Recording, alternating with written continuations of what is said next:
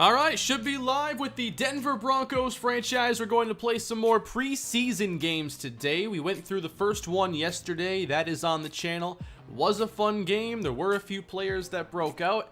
And we're going to find out today what other players can make an impact and earn some more Year 8 playing time. Welcome everybody to the series. Hope you're all doing well on this Thursday afternoon. Want to get through probably 2 of the games today. And it should be pretty fun time. I like these chill preseason streams. Sometimes big events happen, big injuries, big breakouts, but regardless, it's always a good time. But I'm in school. That's right, class is in session right now. You're going to learn a lot in this live stream. I promise you that.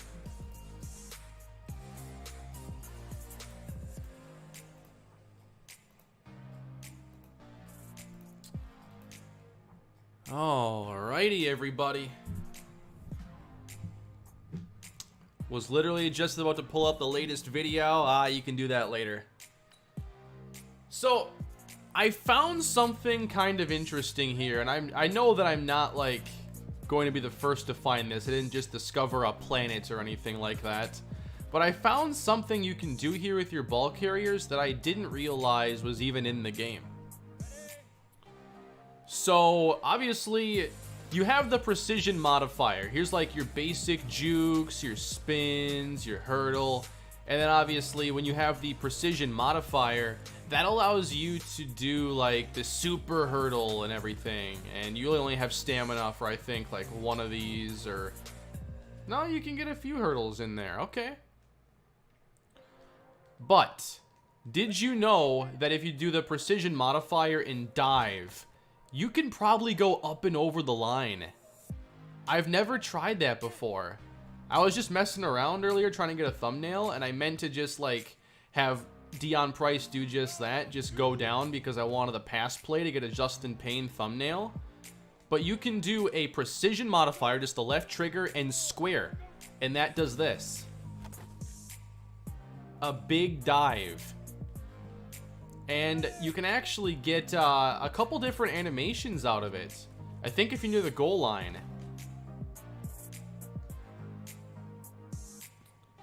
No, I've never known that you could do a precision dive. I thought it was just all the others. So I've never tried going up and over in this game. I want to try it against defense at the 1 yard line. Like I said, I don't think I've discovered a planet here. I'm sure others know about this, but I bet a lot didn't. I mean, I didn't, and I play these games all the time. Inventing new ways to fumble. I haven't fumbled it even once. I've done it like 10 times. So I just want to try to see if I can do this into the end zone. And it's better I try it here than in a game. So this is what I call responsible experimentation.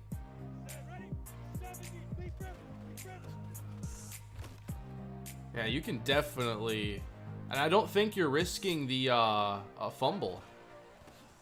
Now, what you have to be careful of is you can't be holding right trigger as you do it, because then you're just going to do one of these. You can't be sprinting and then do it, or you'll just go down. You have to let off the right trigger and only do the modifier. I'm sure many of you knew this, but I also think a handful of you probably did not.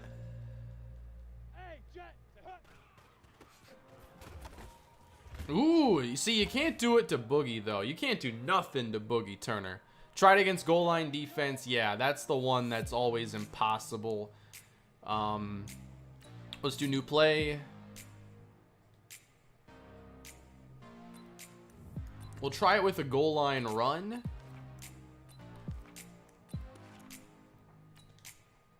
Who has the highest jump rating? I don't know. I'm not sure if it makes a difference. Maybe. That might be an interesting way to avoid contact and get into the end zone.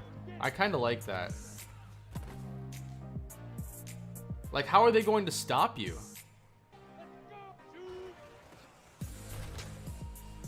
I mean, Boogie Turner might be able to. Joseph, I'd say you missed a little bit in that first stream. The main thing was Justin Payne played really well.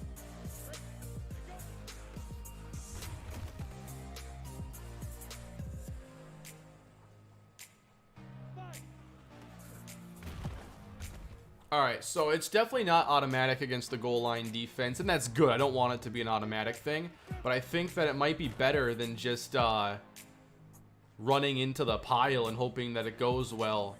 I want to do one more experiment here. I want to see if the ball carrier matters and if you get like different animations for different players.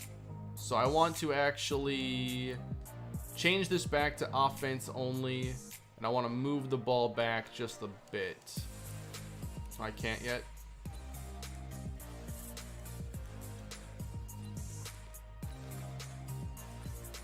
There shouldn't be a defense.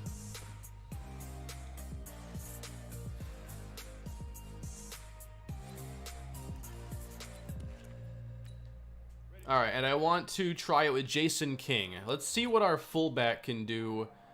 Like, can he do it as good as Deion Price does? Or does, you know, body type and ratings matter here?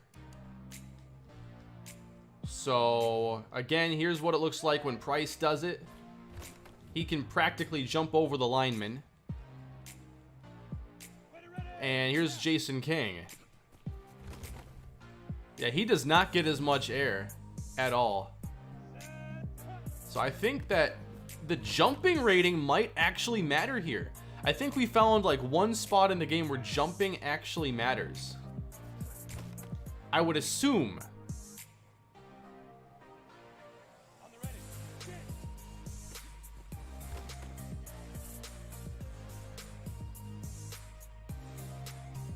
Let's try it on a QB sneak.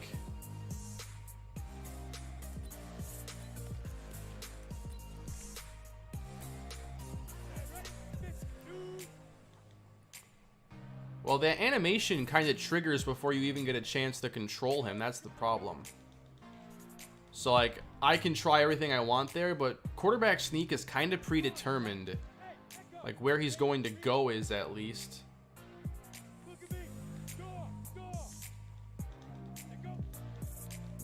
Yeah, there's not much I can do there. I wonder if I hold down if he'll even, like, not go forward. Yeah, it's too predetermined. QB draw? That'd probably work.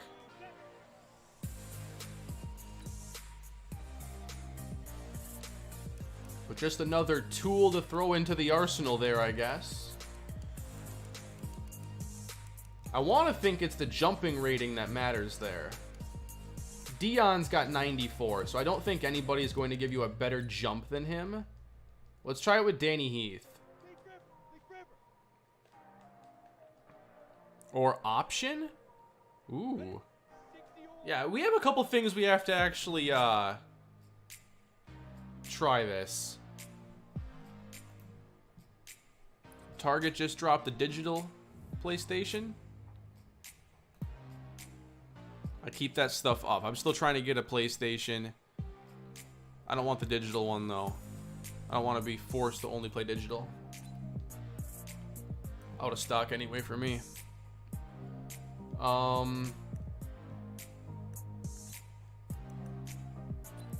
One time here, I want to try this with Danny Heath. Yeah, I think that with Deion Price, you just get the mega leap.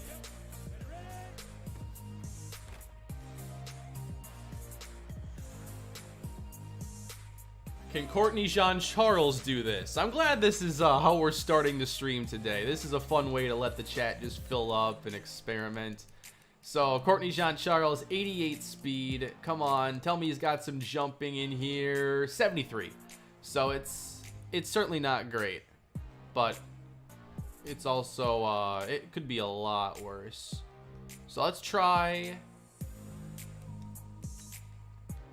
Wish I could build like a playlist of plays and just shuffle it and just run through it that way. That'd be cool if you could set up practices in that fashion. So we have option in here, but I don't think any quarterback keeps. There's not even any option in there. I might have to edit the playbook again just to get it in because I don't have a lot.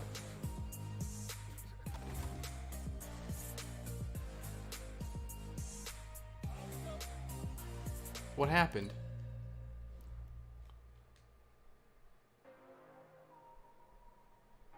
camera bug.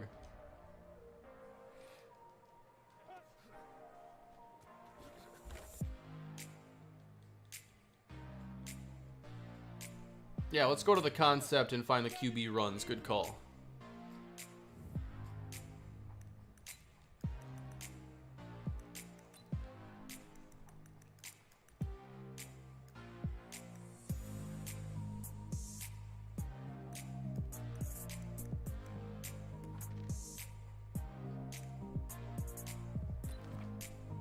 Here's a shovel option. Oops, I hit the right trigger. It's still just basic muscle memory to have the trigger held there. The right one, you can't.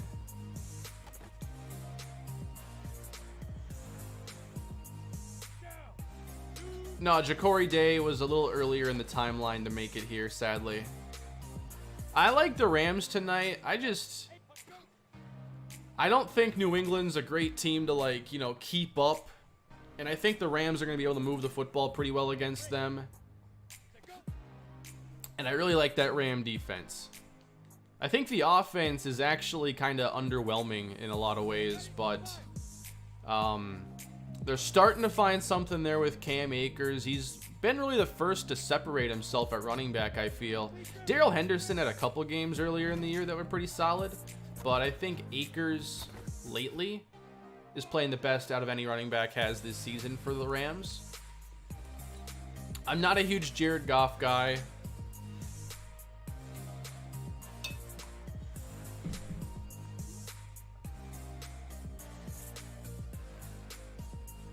But I like the Rams tonight. All right, everybody. We're on to game 2. Against the Cleveland Browns. Maybe I'll be able to break out that dive a couple times. Hey, Patrick. Appreciate the super chat. Thank you. Thoughts on Jim Harbaugh and his future at Michigan? I haven't really paid a lot of attention. I just know that they are not winning a lot, and he's been there for a few years now, and they haven't won, you know, a lot of big games with him, so I think there's a lot of pressure at some of those more prestigious football universities to make changes if things aren't working. So I gotta think that he's probably gonna jump back to the NFL, and maybe there's a head coaching opportunity. I don't know. I think that even in the, 5 years he's been gone, I think the league has changed. So there might be targets out there that are way more intriguing, especially with him not exactly doing a great job at Michigan. I think there are college coaches that are more sought after, obviously, like Lincoln Riley. There might be even some others, though, that would be better. So let's play game 2. I keep feeling like I'm missing something, but I don't think I am.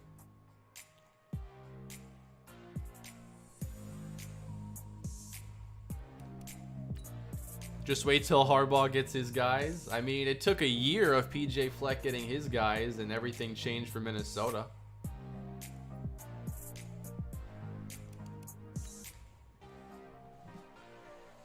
I mean, has Michigan, in the time Harbaugh has been there, done anything as good as what the Gophers did a year ago with PJ Fleck? Is there anything? Can't actively root for the Broncos, but go Kane. Appreciate the super chat.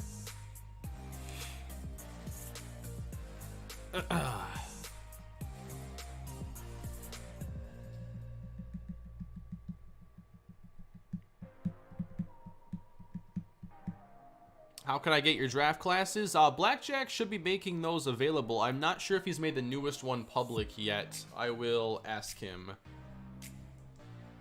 right now.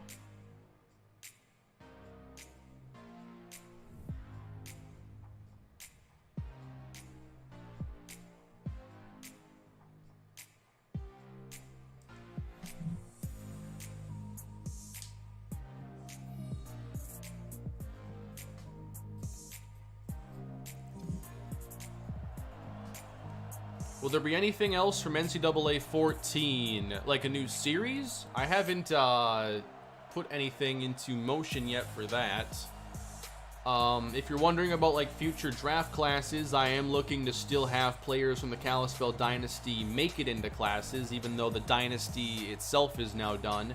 I am working on, you know, the docu-series, and I was kind of mapping it out a little bit last night. And I'll be recording more games and piecing that together, but it's still a project. I know, I wish they would scramble the preseason schedule. It's just the same 4 games every year.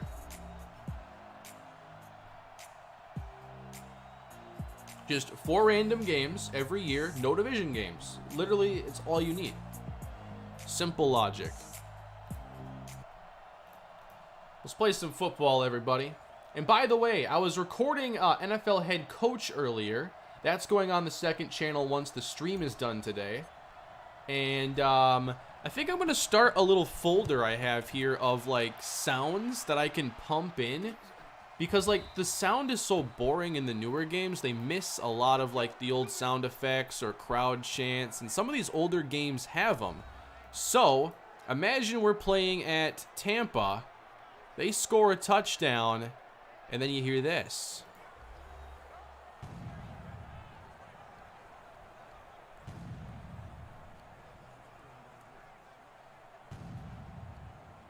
Hopefully that was audible. I just recorded the version that had higher audio, more decibels.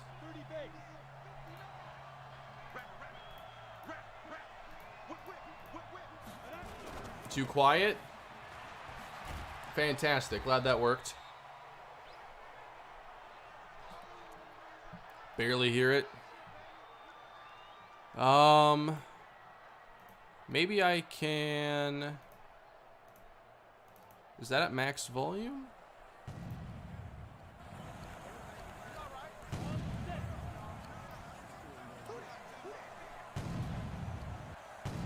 That should be better, right? Intercepted, Darnell Savage. Fire off the cannons, pick 6. I should have done the dive.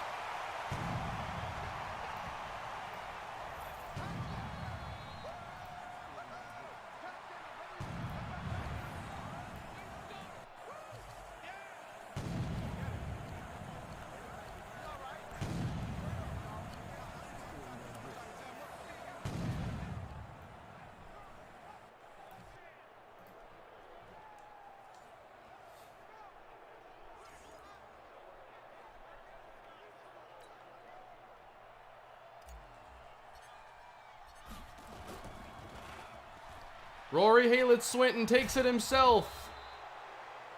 I never get to run these fake kicks. Oh yeah, that was Randall Cross.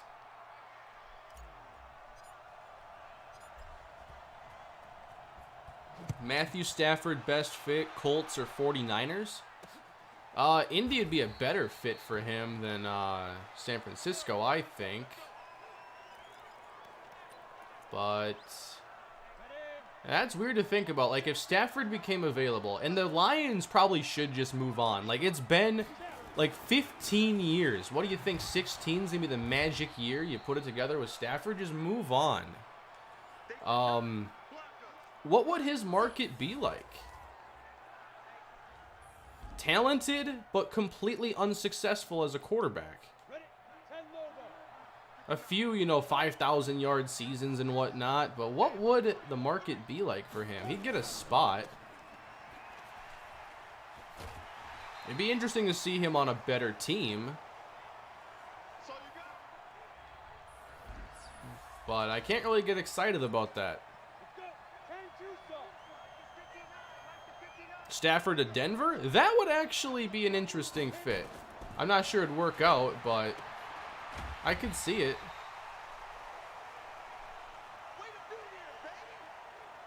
No, it's not Stafford's fault Detroit sucks, but he's been there 15 years, and if he was able to change it, he would have done it in his 20s. So, time to move on.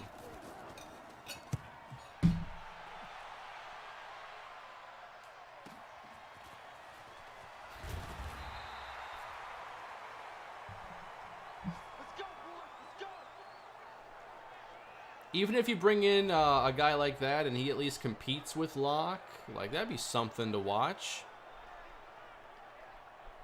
Elway's coming out of retirement. I mean, at this stage, the way the quarterback situation has gone in Denver, he might as well. And keep in mind, in this series, we're about to have yet another day one starting quarterback. How many different day one starters have we had in the series? It's almost every single year, because we've had Flacco, we've had Adam Kane, we've had Josh Rosen, we've had Taquan Layton, Cam Newton, Nicholas Baldwin, and now it's going to be Nate Sheffield. I lost count of how many players that is.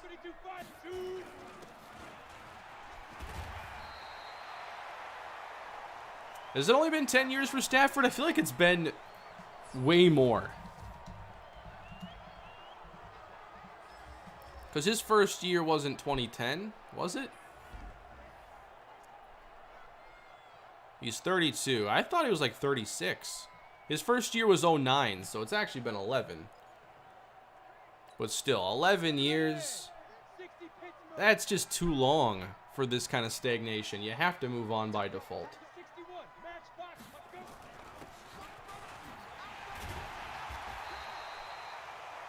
Running the football here with Deion Price. Counting on him a lot this season.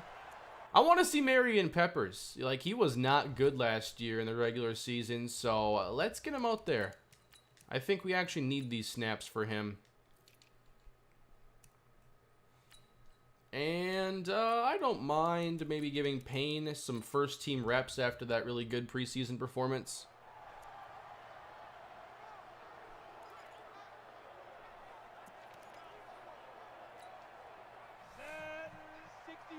Oh yeah, I make hot routes and adjustments all the time. Slide protection, pretty much everything.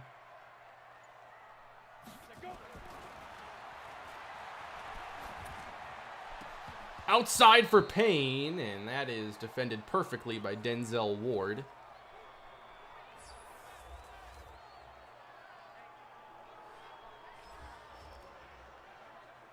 Yeah, I'm not sure, like, what pick at quarterback the Lions would have if they started over, because they have found a way to... Haven't they won like 5 games this year?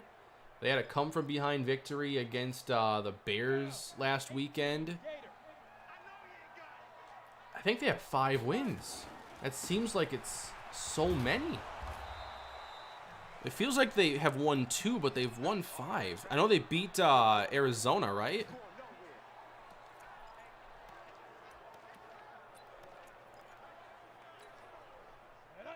Arizona's got some bad losses this season. I can't believe they're 6-6 like Minnesota.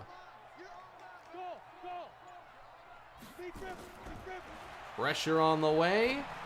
No problem. Rashawn Wright.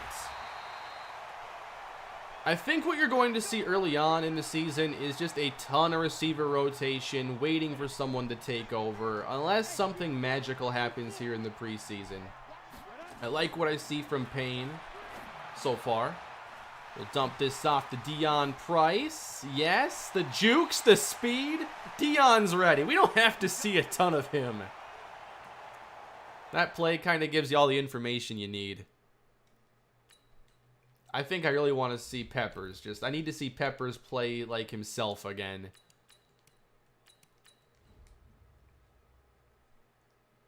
When the Vikings are 1-5, I thought they would rebound a bit to become like the number 9 drafting team, but they've rebounded a lot. And I still don't think they're going to be a playoff team. If they win against the Bucs, then maybe. But I don't think they're going to.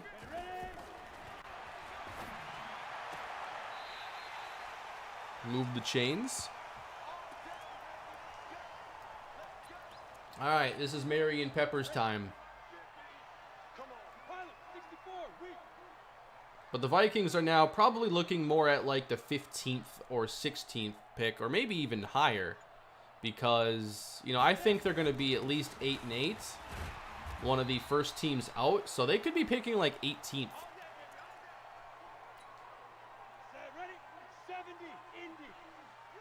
I don't really care where they pick, because you can get a guard anywhere if you just want to take them. Go get a guard. Touchdown, Levi Summers. That was easy.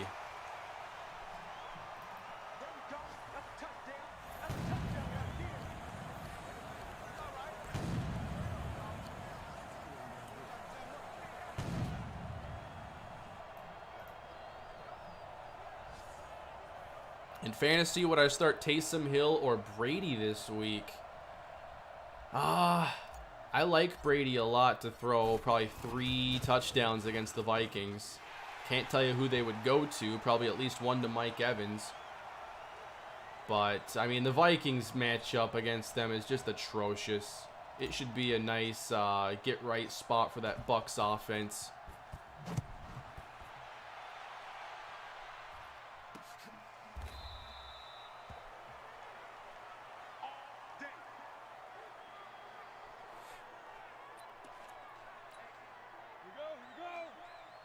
Oh, Blackjack just said the class is up. Kane 6. Appreciate that, Blackjack. A lot of people looking for another draft class here in this game.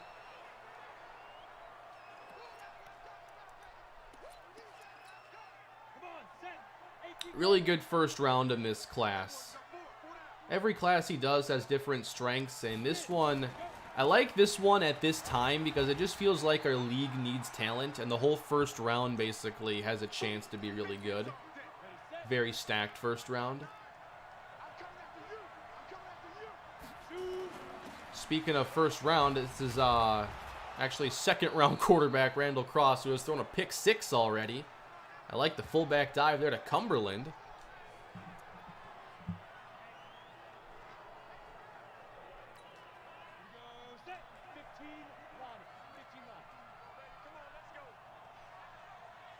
How do you guys think that Hurts does in his first start? That's going to be a really difficult game. They go up against New Orleans, right?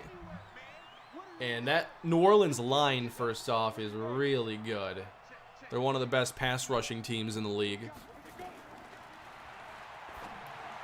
Intercepted. Oh, Randall, what are you doing? McKinney should have had it. It's not the playoffs, though, or he would have caught it. You know, the game plan for Philly cannot be to throw it very much. I don't think. Like, no matter who your quarterback is, the way their line is, like, is it worth it to stand in there so you can throw the ball to Jalen Reagor and Greg Ward? I don't think so.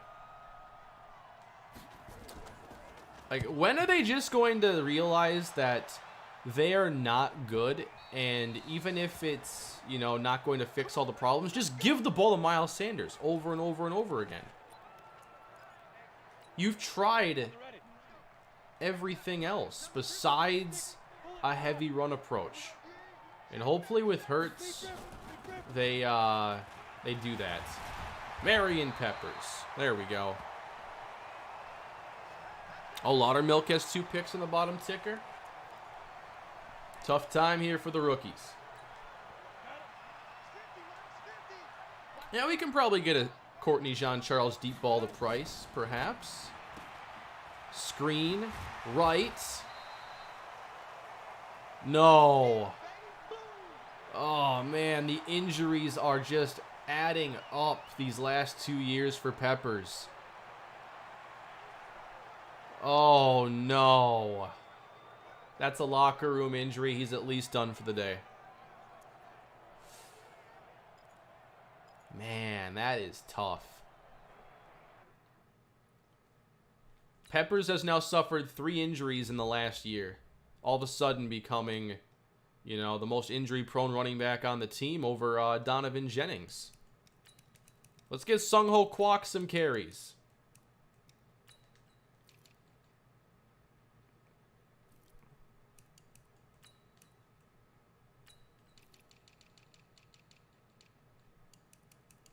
Let's give Houston some chances in the slot.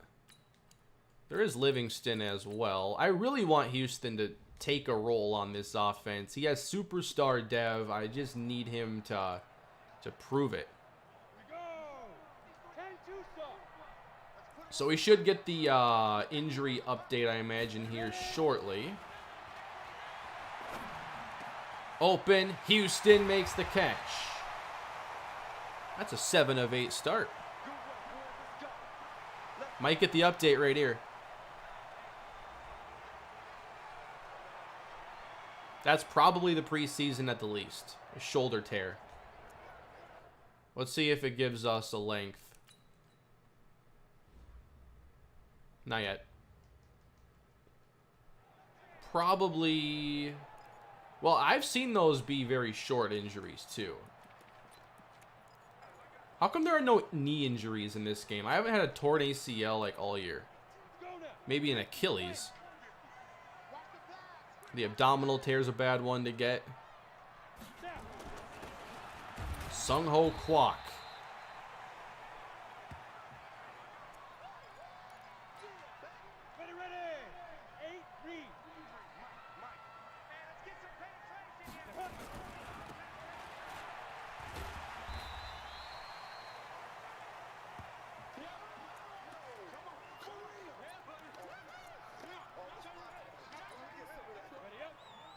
Danny Heath's got some serious competition this year now that he's basically just a receiving back. Ah, waiting all day. Quasi Jordan.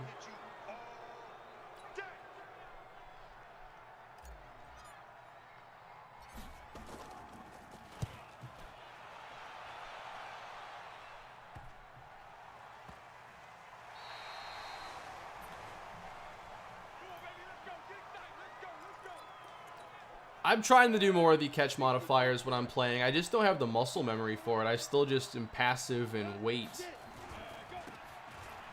I try to remember, but I just always forget about those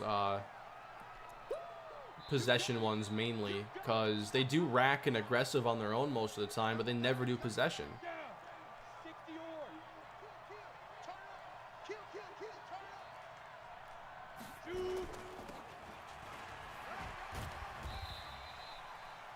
Gave up a really big game last time to Damian Harris, so hopefully the run defense is a little bit better.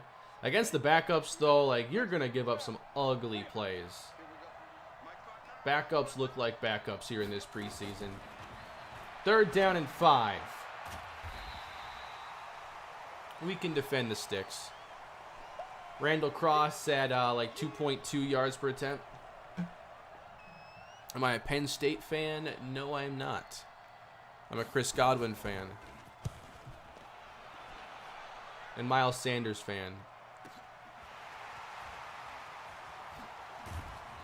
And a Hurdle fan. Hey, Bam Gaming, thank you for becoming the newest member on the channel. Appreciate the support. Thank you. Enjoy the emotes and the perks that come along with that. I don't use her the safety. I hold L1 and the CPU controls everything. I don't use her against the CPU. I don't see... One, I just don't want that experience. I want it to just be ratings based.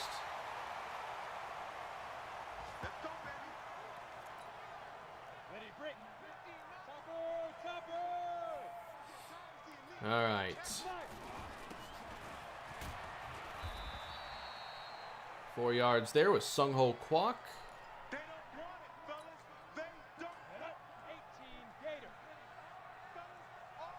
Can we take any shots? For Houston. Ooh, Denzel Ward. Nice play.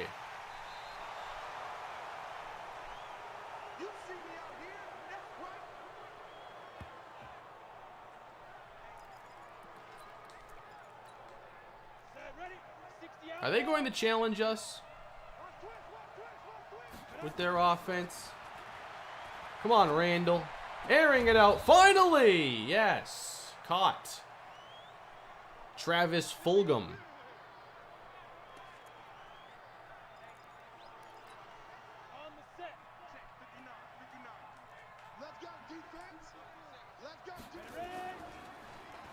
Fake the Chubb, and Bradley Chubb needed some help from Eric Palmer.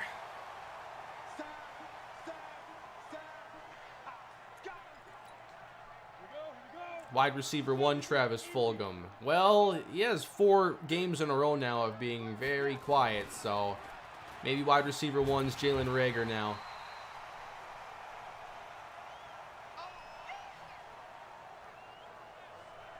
Where is Arcega-Whiteside? I haven't seen him make a play in a while.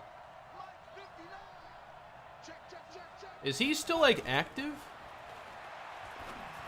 Because I think they're giving John Hightower opportunities. I don't even know if he's playing.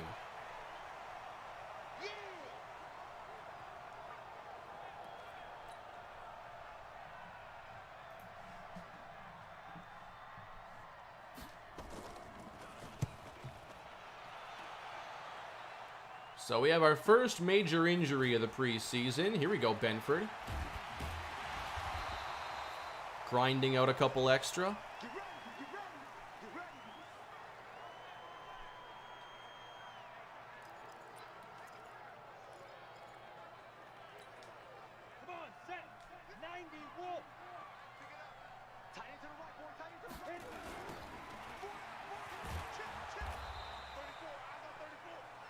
Always a roll of the dice when you try these outside blocks, outside block plays, tosses, stretches. Will they actually hit the block? See, I love a Madden where you can run like outside zone and a lot of the stuff you see from like the Vikings and the Browns and a lot of teams.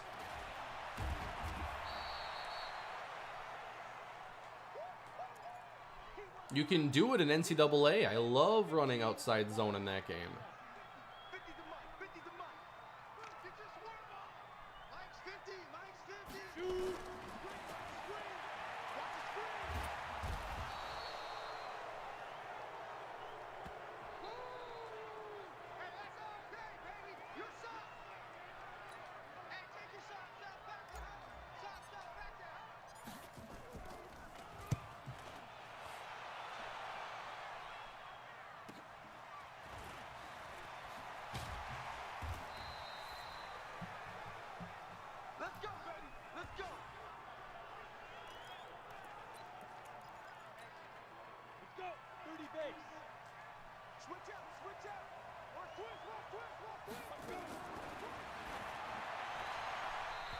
Okay.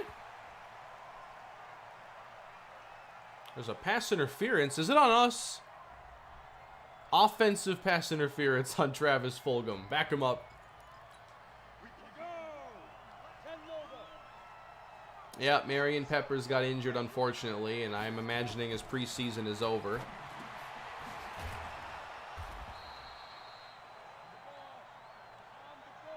Very unfortunate. Like, he was so durable the first 4 years of his career, and now all of a sudden, he's got the bad luck. I don't quite understand why.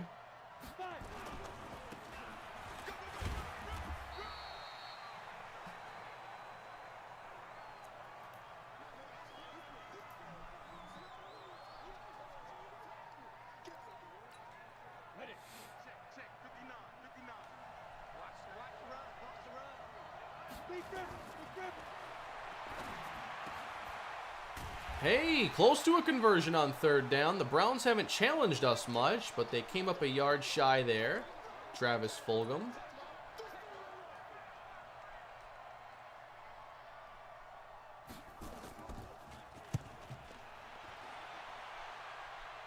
We're taking this. Ahmad Benford. I don't think punt return is like his game, but it's a chance to just run with him a few more times and just get those reps in. Let's get Benford out there now. Let's see how he runs behind the starting offensive line. Or no, Cameron Britt. Benford is the return specialist that I'm trying out there, but it's Britt that I want to actually get these snaps. And I think he can even handle catching the football. So let's literally give him like 3 down back treatment right now.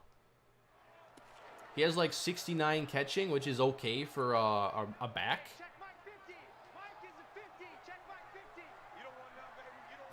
So Cameron Britt. Here we go. Kind of slow down there for a moment.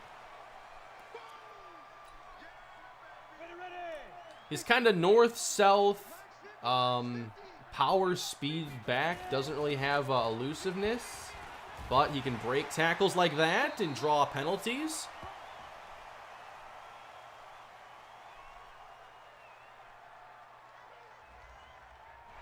We know our running backs so well, I don't feel like I have to give them a lot of opportunities.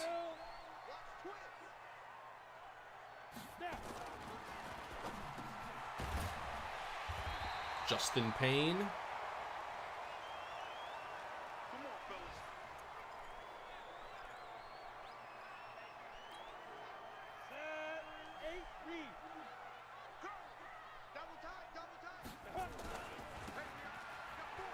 Cameron Britt to the outside.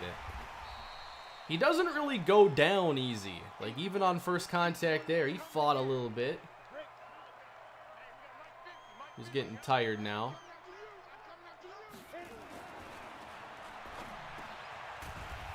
First down, Terrell Corville, now the #1 receiver. That slot role in the offense, though, is a very valuable one. That had, you know, Hopkins at 97 catches last season. Bringing some pressure off the edge here. We're just going to get rid of this.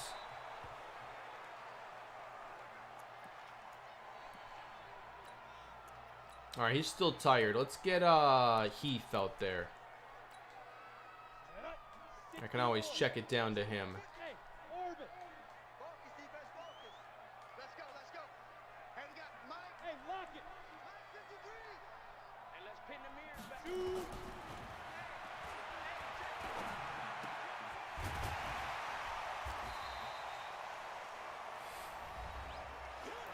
Oh yeah, I do think Sheffield is the quarterback of the future. I don't have really any doubts about that. And with Superstar X Factor Dev, like, we're going to see his ratings go up very fast. Appreciate the $1 and a penny super chat there, Samuel. Thank you for that. Much appreciated.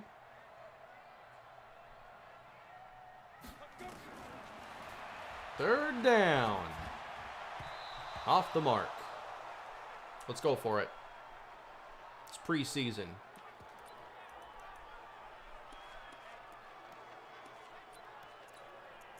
Let's get Ezra Love in the slot. Here we go. 60 outlaw. Houston's in the game. Britt's in the game. Let's make a play here.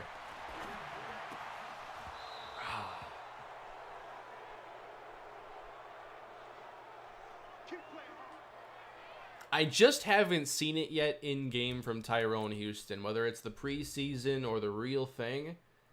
I think he's been underplaying his ratings. I just want to see him make some plays. Who is this corner covering him? Bullock? All right, what are the ratings there on 28 Bullock?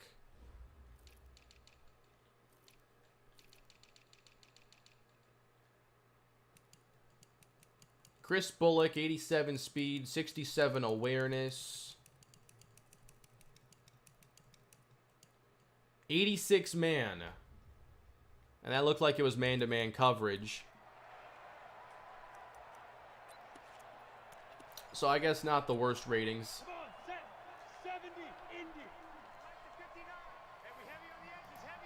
All right, Cleveland takes over again.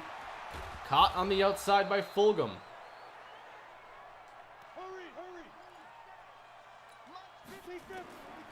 Trying to send some pressure now. Cross has plenty of time. That is open and caught. Charles broke off to cover it. That's a nice job. David Njoku.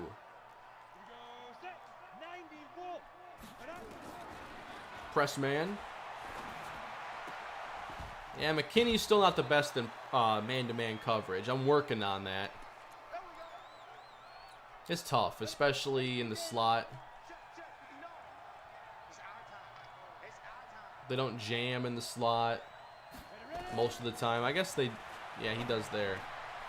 Safety never gets a jam.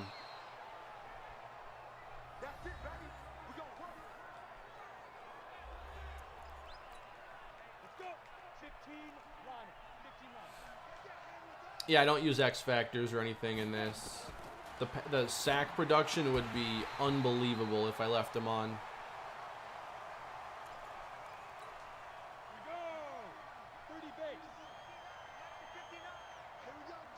Cross trying to get Cleveland on the scoreboard. He will throw it into the tunnel.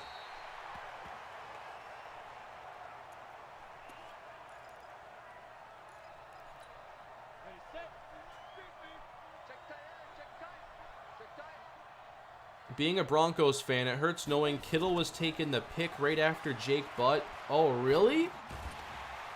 I didn't know that, Gary. Yeah, that's a little miss there. To be fair, pretty much everybody missed on George Kittle. He went in the 5th round, right?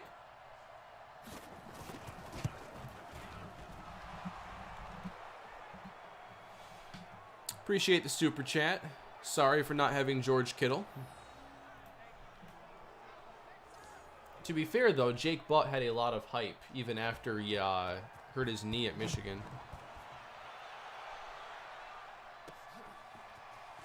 Didn't Kittle have, like, very light college production, too?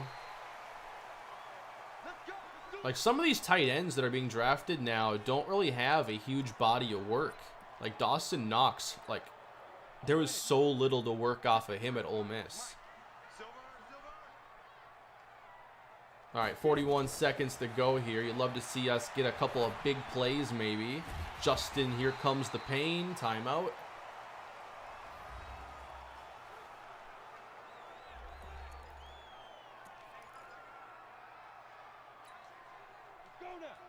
What are the plans for Peppers? I mean, at this point, he hasn't, been able to stay healthy, so I have no idea when he's going to be able to play.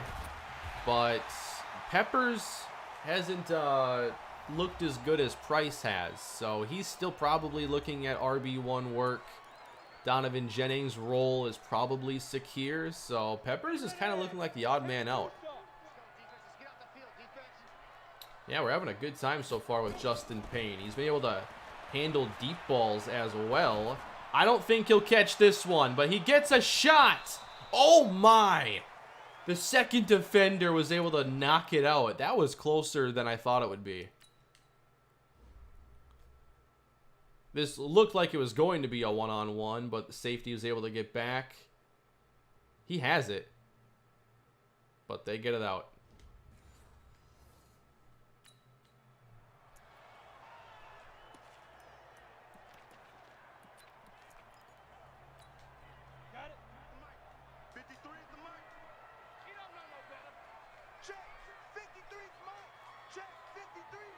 All right, a little smart route action here. He just drew DPI against Denzel Ward. He hasn't been able to separate from Ward. I'm not expecting him to be able to. Let's throw away from Denzel Ward for a little bit.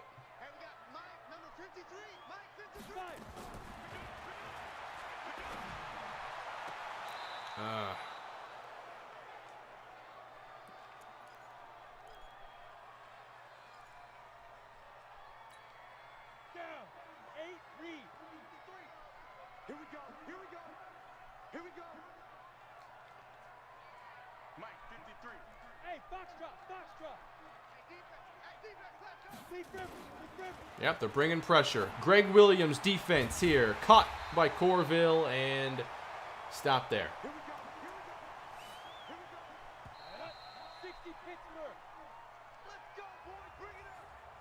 Can we talk about how Greg Williams, the same guy who used to line up Jabril Peppers like 30 yards off the ball, called a zero blitz with the game on the line? All you have to do is prevent a touchdown.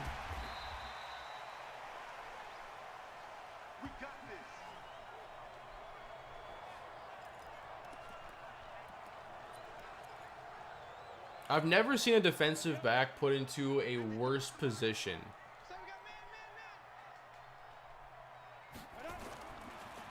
Just what they asked him to do there. All right, we got to switch up the depth chart here as the backups are in now. He does help, the Trevor Lawrence chase, of course.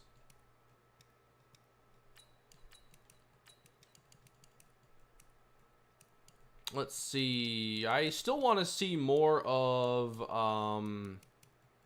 Cameron Britt, Sung-Ho Kwok. I think,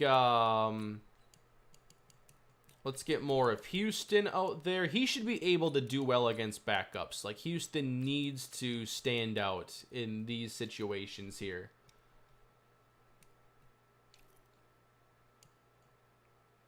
Cameron Vaughn, Brian Johnson, Sean McGriff, Jaleel Flynn.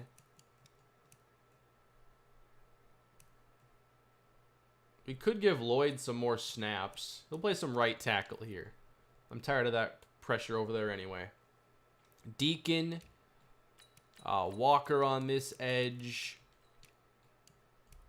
We'll go Nelson Johnson. Let's try out Cornell Bullitt.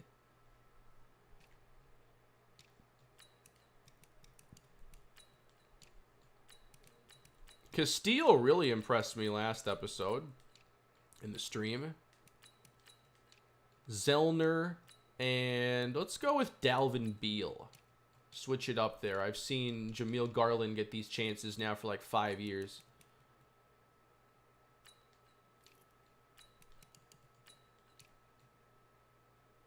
Livingston in the slot. We got to see more of him.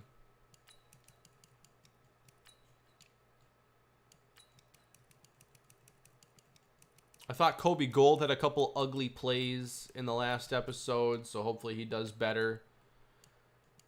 And Castillo again in the slot. I'd like to find like that second slot corner.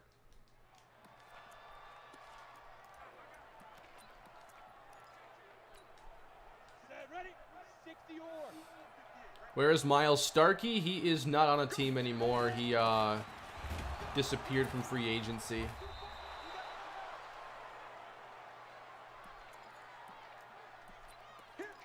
Nothing there for Brits, but at least we see again, like, he just doesn't go down easy.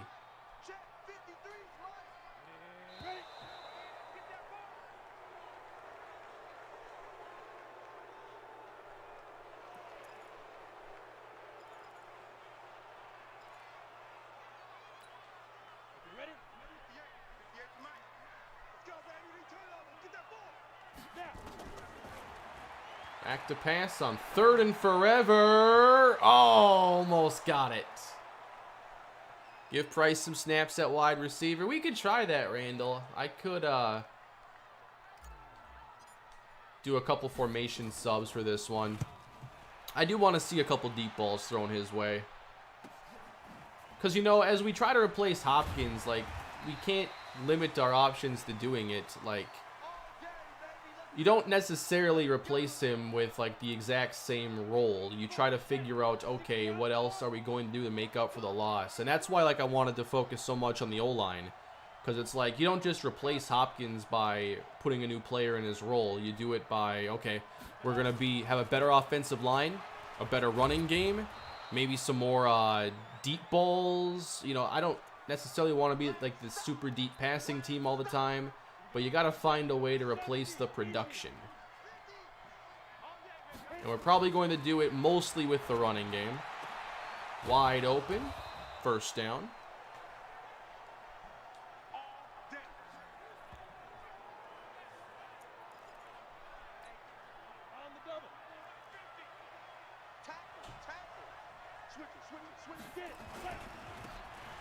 And I also think that Price would probably be our best deep threat. And I gotta see, like, his 97 speed and Courtney's 97 throw power. Like, you want to see that. My Dolphins were supposed to be good with Jesse. I know, but they haven't put a great offense around him in this series. They hadn't really invested much at receiver. They picked up Towns, obviously. Now they have Fawcett. That's big. But they had, like, a really good edge tandem. They had Myles Garrett. And they also had,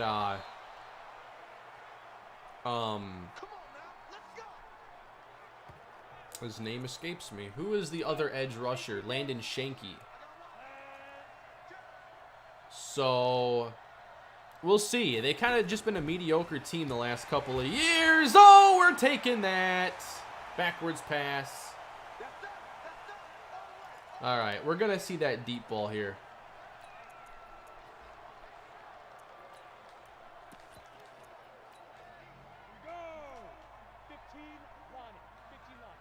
I want to see it.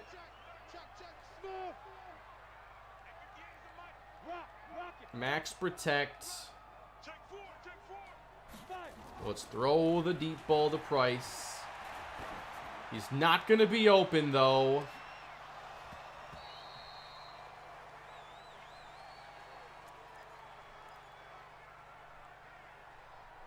We'll find a couple opportunities to try that. Because I want to see just how good that deep ball can be. Cameron Britt. Not much.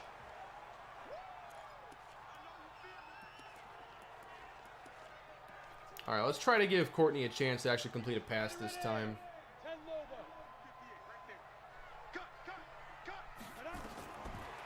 They're sending the house. Uh-oh. No, I don't want to go for the tackle. Business decision there. Take the pick 6.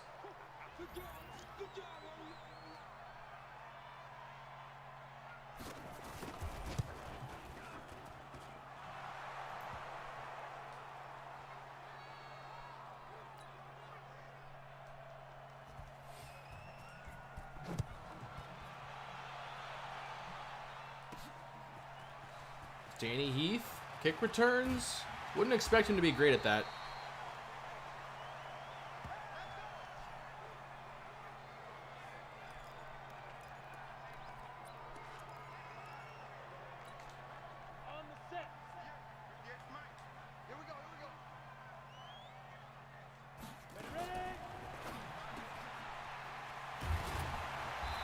There we go. We manufacture the completion. Tyrone Houston.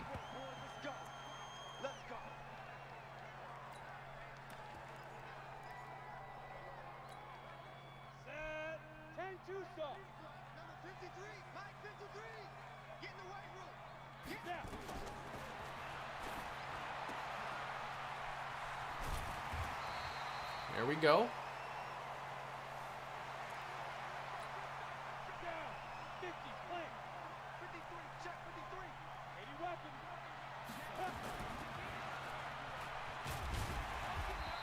Nice start to this possession here. Sung Ho Kwok getting some chances now. We'll get Danny Heath a few in there. But these are the two I want to see most at the moment.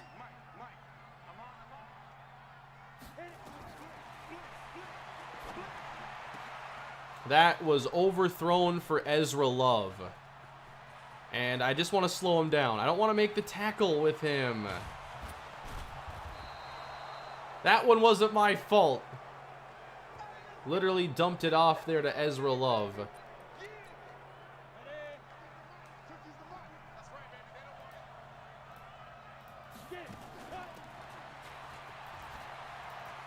A little late.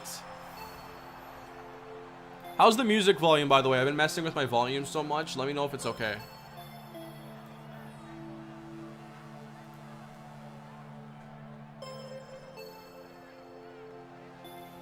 Quarterback battle, Mahomes or Greenberry. That Browns rebuild is my favorite series. Ooh, it's tough to contend with Patrick Mahomes. I don't know how you do it. Greenberry was pretty good, though. All right, volume's good.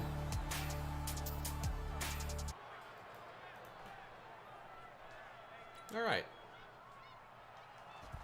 I might give Baldwin some playing time as well because I want to know, like, all right, if it's the fourth quarter and Sheffield gets hurt, who's going in the game?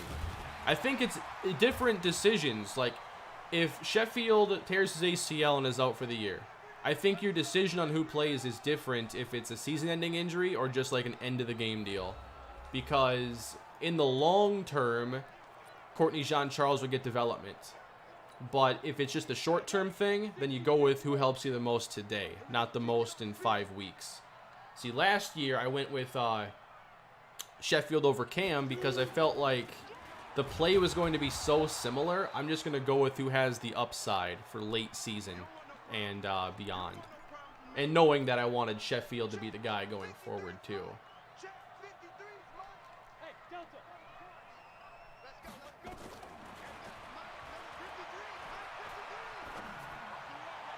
Oh, man. Just a bit out in front. That's one you like to see him make, despite the difficulty. They want to keep blitzing, too. That's a problem. Not getting into friendly third downs today. Houston.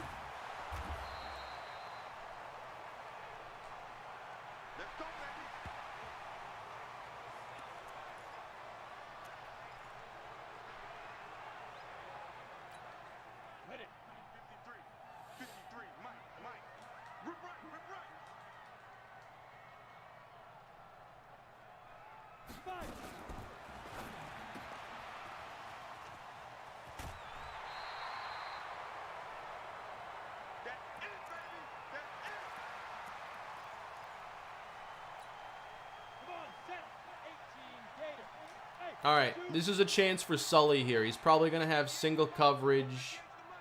Can he get off the line? He's getting the deep target, and it's intercepted. At 28 there, he's good. Bullock. We have not been able to test him. Or really Denzel Ward either.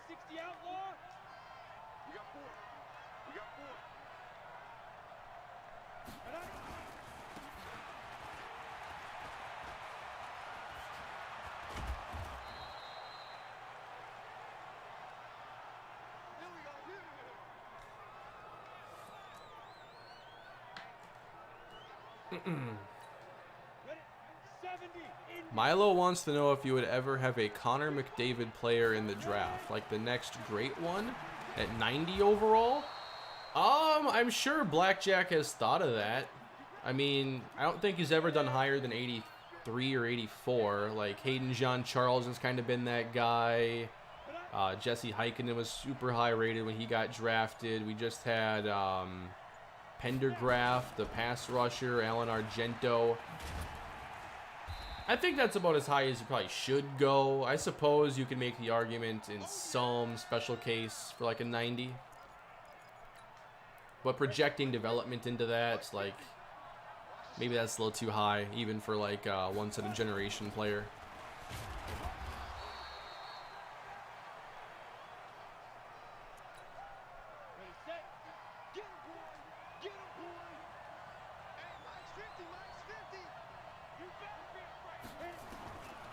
Third down and 7.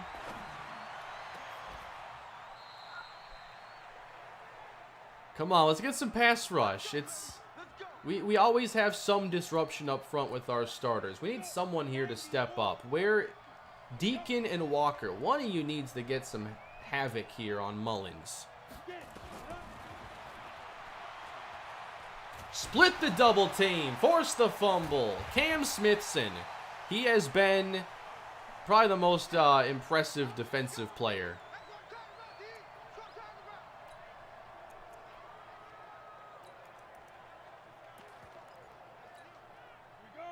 That's 4 sacks, I think, for him. So do it again. Nice tackle by Tommy Jordan.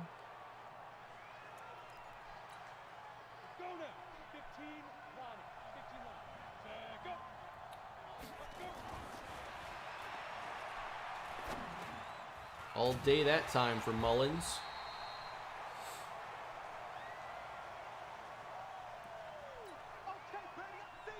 We'll make some more fourth quarter subs.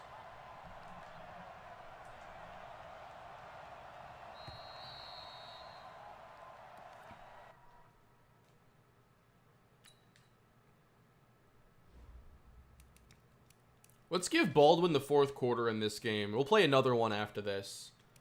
I'll give Danny Heath a few chances.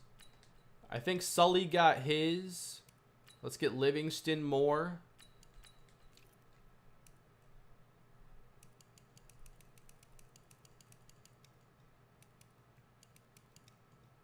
Amari Spriggs, all right, the rookie. Let's give him a shot at tight end. I know he has very low catching.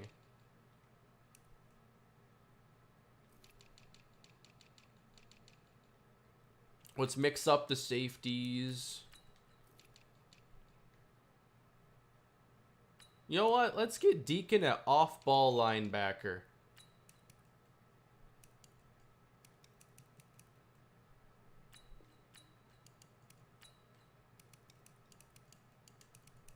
Trying to set something up here.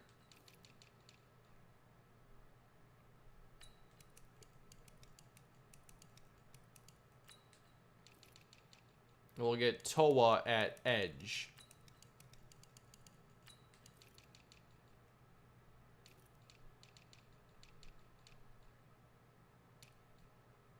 Toa and Trey. Also the rush end. Sorry, this takes forever to set up. I wished it was easier to set lineups like in 2K.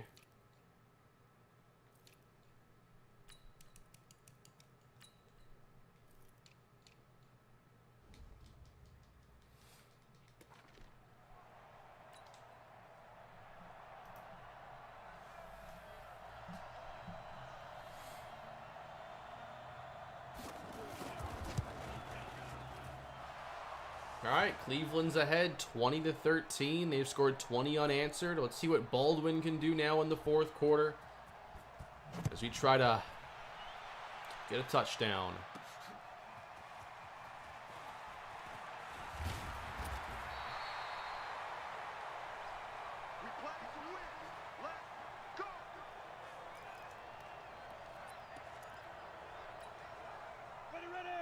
Deion Price is out there still.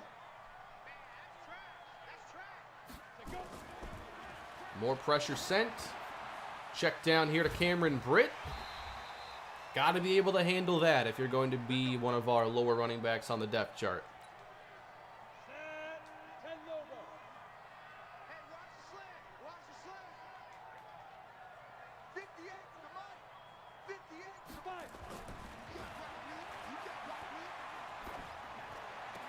There you go, Ezra Love.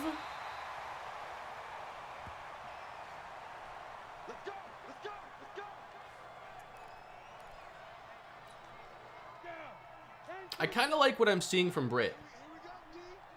He's a guy I'd like to develop a bit.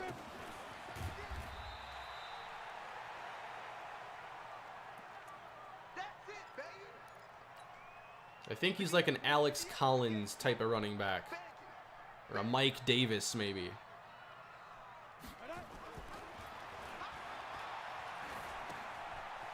Here we go. Dump off yardage. We'll take it.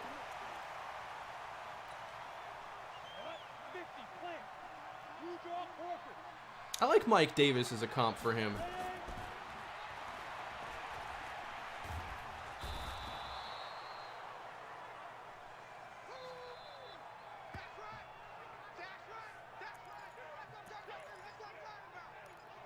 No, Payne was a free agent pickup. He had a big year in Miami last season and nobody wanted him.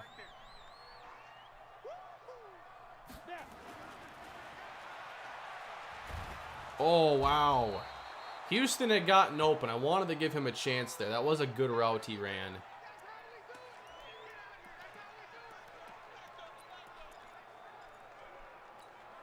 Here we go. 60 Pittsburgh.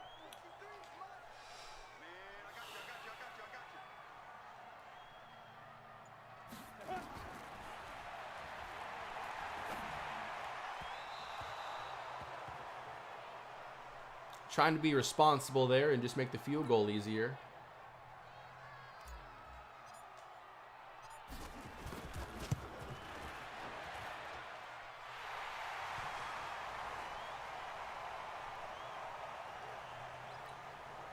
Now he can mess around a bit with the defense.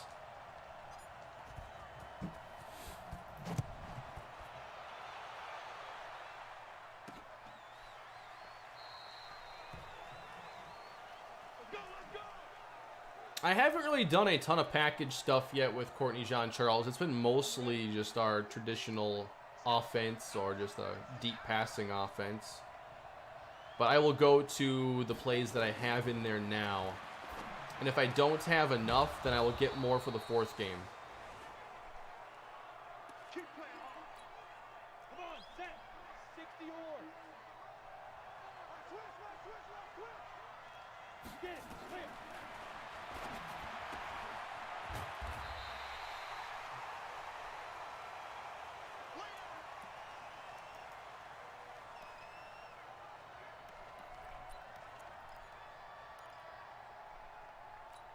Here we go. Set. 18 Gator. 50 to Mike.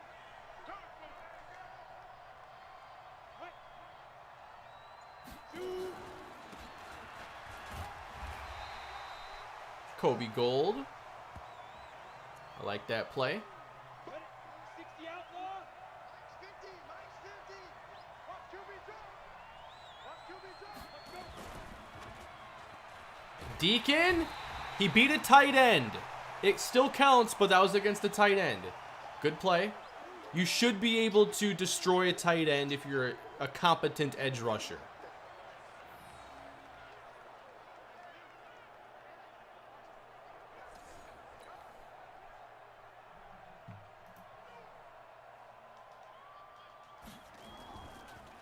Thoughts on the Steelers?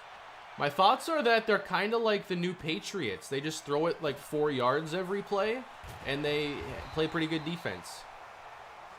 Really good defense.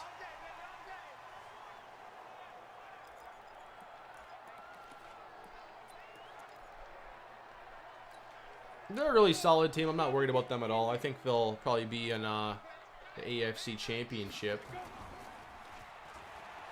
Depending on how they get there, because obviously if anyone's got to take on KC, not projecting them to win. Move the chains.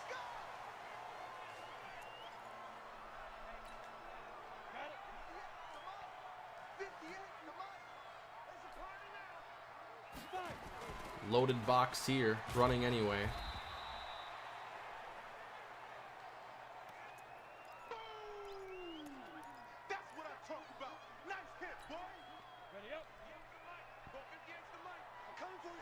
Big fan since the OG Vikings franchise. Sending love from England. Thank you, Tom. Appreciate that. Hope you're doing well. First down, Tyrone Houston.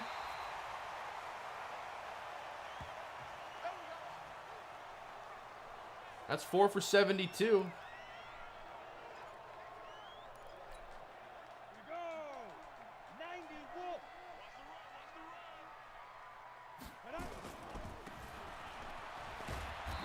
Ooh, 28 can hit? What can't Bullock do? That's the best tackle anyone's had on Britt all day.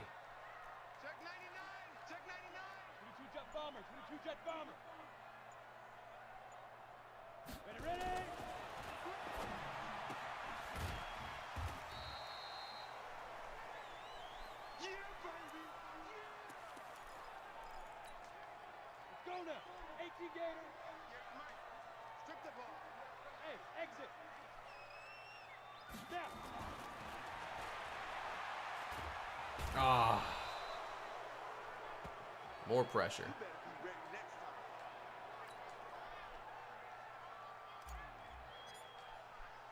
We'll make it a 1-point game.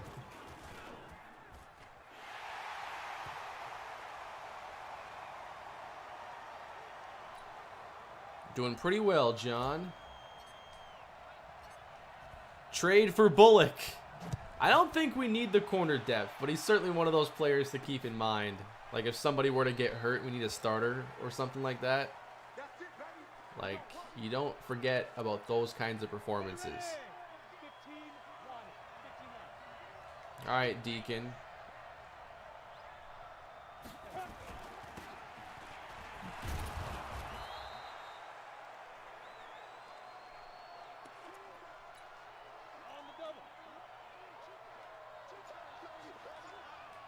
Just going to keep sending Deacon as the 5th rusher.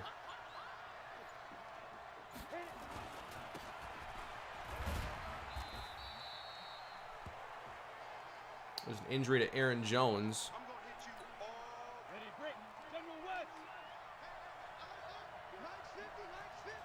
Press coverage.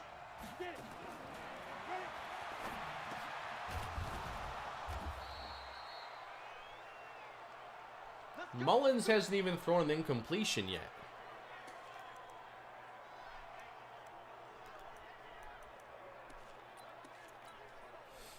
Is it fire Zach Taylor time in Cincinnati? I think so.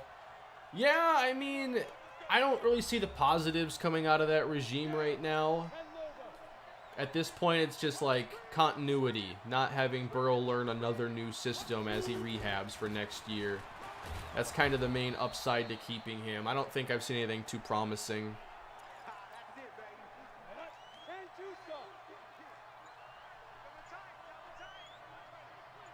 Appreciate the super chat, Ray Guns and Nate. Thank you guys. On the ground, Chubby Decker. I should be using timeouts, huh? Not that it matters if they convert here.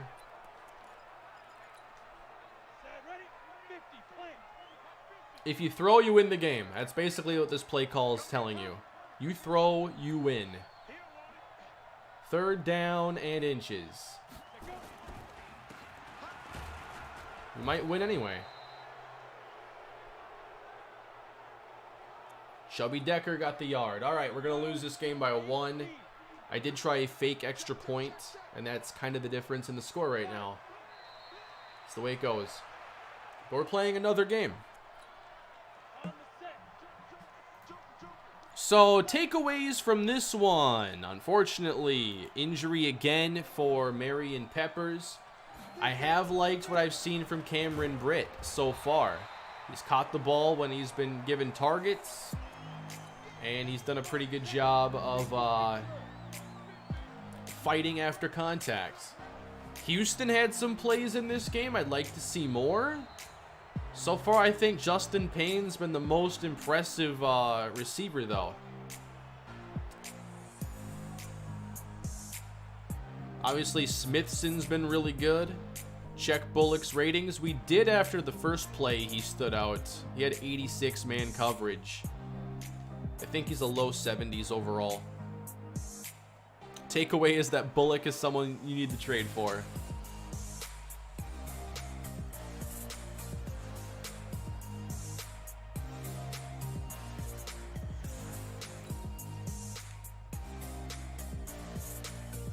What team was Justin Payne on before this? The Dolphins.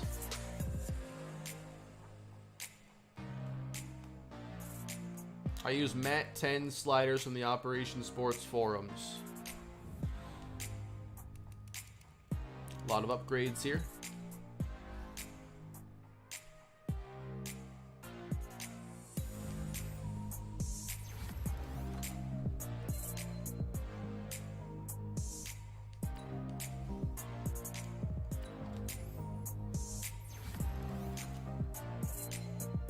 +2 and press. Love that upgrade for McKinney.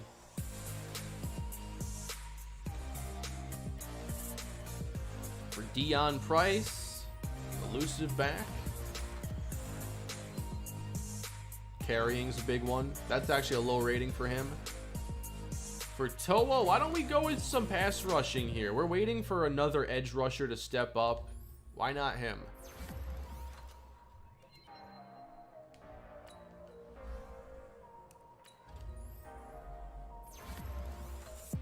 I have Madden 21 now. I started a little thing on there I do want to mess around with, but nothing major. Think the Bearcats are as good as their record? I don't really know. I haven't followed a lot of college football this year. Haven't really been into it with the weird schedule, and never seem to find the times to follow all the stuff on Saturday and Friday.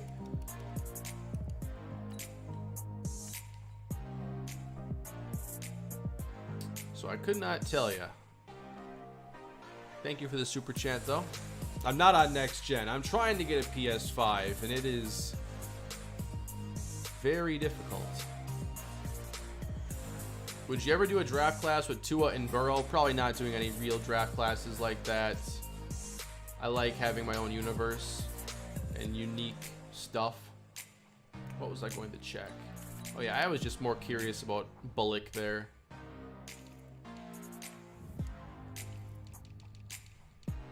And they're a strong team at corner. He's their third.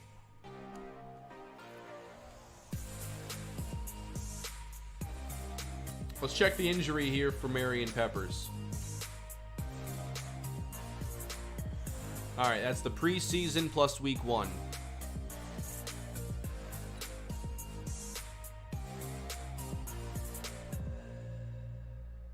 Unfortunately.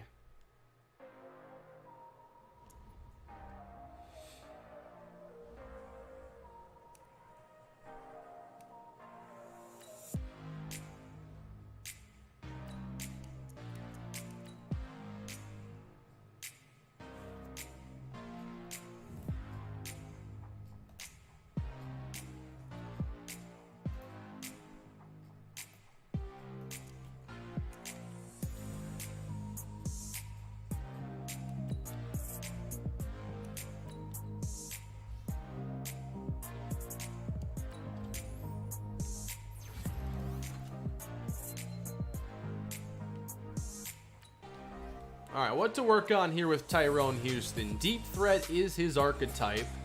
83 deep route running. Mediums at 79, short 75. He has good release. I'd say we go physical here. Release, catching traffic, that'd be cool. We get those, and catching and jumping. So his role should be as a vertical threat. And we hope to find a way to get some big plays his way this year. Ah, San Francisco. I dread this game every year. Because they always have like the deep off defensive line, and even their backups end up just keeping in like DeForest Buckner. Now we're farther into the series, so maybe it's not quite as bad. But I always end up facing really good pass rushers with the backups. Maybe it'll be a little bit easier now. But we're going to see Mo Collins. Let me save and we'll get into third preseason game.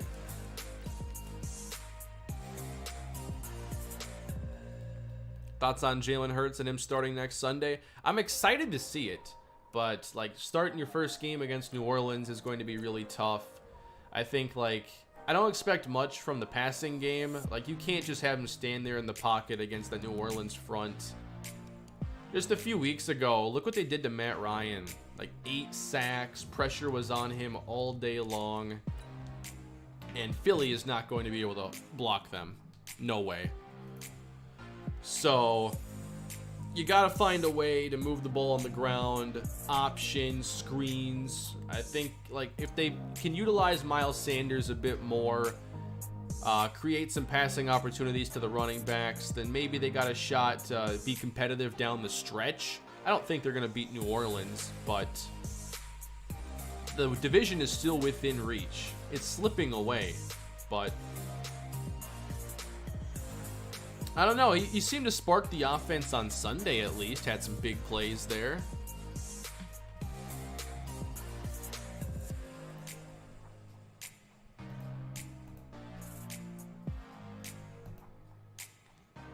That's a random question, Nate. What are my thoughts on that? I'm not interested in doing it, but I don't care if anybody else does. Legalize it.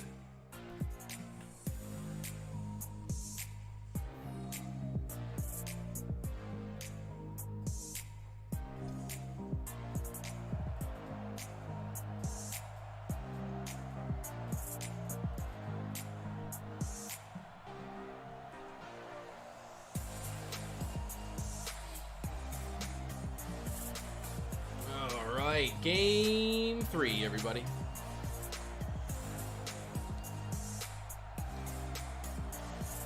Hoping I can do a better job with Courtney Jean-Charles in this game because that last one was really rough. But I can call a better game for him. Utilize his legs a bit more too.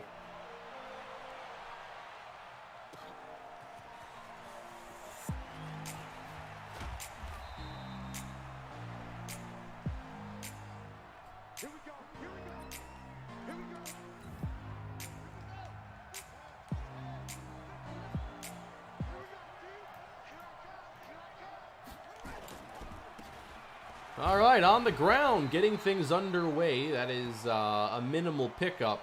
What we want to see here, though, is Scooby Blaylock. What can Scooby Blaylock do? His first real starting opportunity. This is exciting for him. Well, the running game ain't doing much. Nyheim Hines, loss of 4 on the first 2 carries. More blame to Peterson or Wentz for team struggles? I kind of lean towards Peterson because I don't think that he's really planned for, like, I don't think he's been able to adapt this season. Wentz has been bad, and that's on him, but I don't think Peterson has done enough to change the offense. It seems like they're just trying, waiting for it all to get better, and it's not. It seems like both are very much to blame, but Doug Peterson has done a very bad coaching job this season.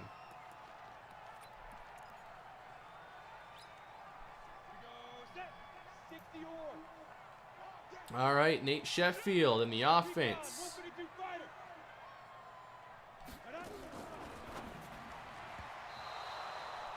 That was weird.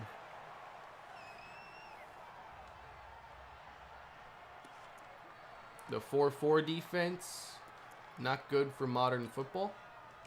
Too slow. Might work against the Vikings, though.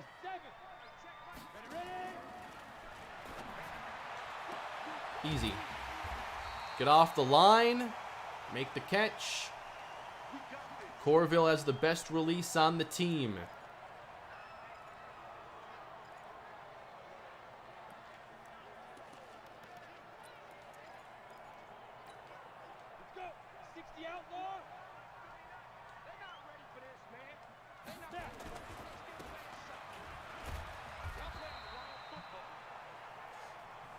Nice run there, Dion.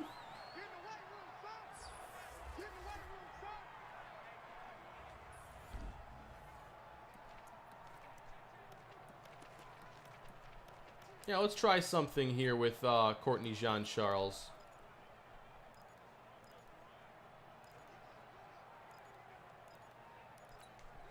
Here we go. 70 Indy. Set the tone, defense. Let's go.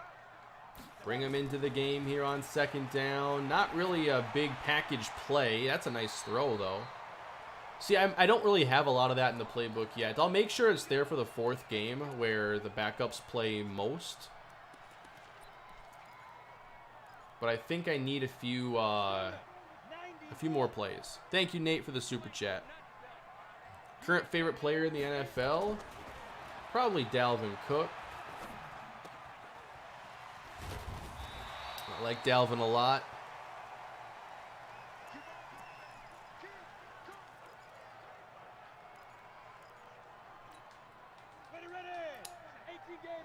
It's not Will Fuller. He's in the top 5, though. Levi.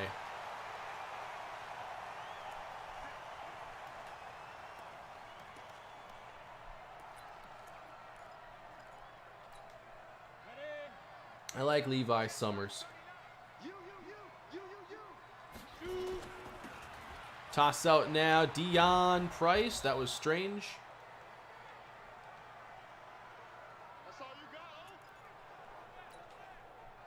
Love this play.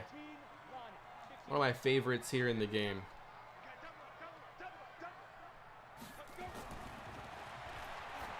Come on, let's see a play. Houston can't bring it down.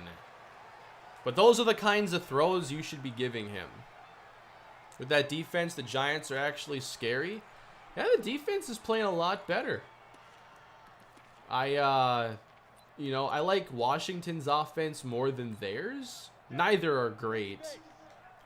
But I think that both, are separating because of their defensive play. 3rd down and 11.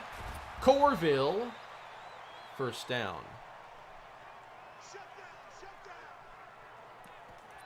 Should have been a 1st down. Here we go. We did this in the early opening of the stream today. The precision modifier dive that I didn't know existed until a couple hours ago. 10 logo. 61. Matchbox lights. Defense. Just dash away from that defender. No one else on the team does that. I don't think I called Washington beating Pittsburgh. I don't remember calling that. Ready.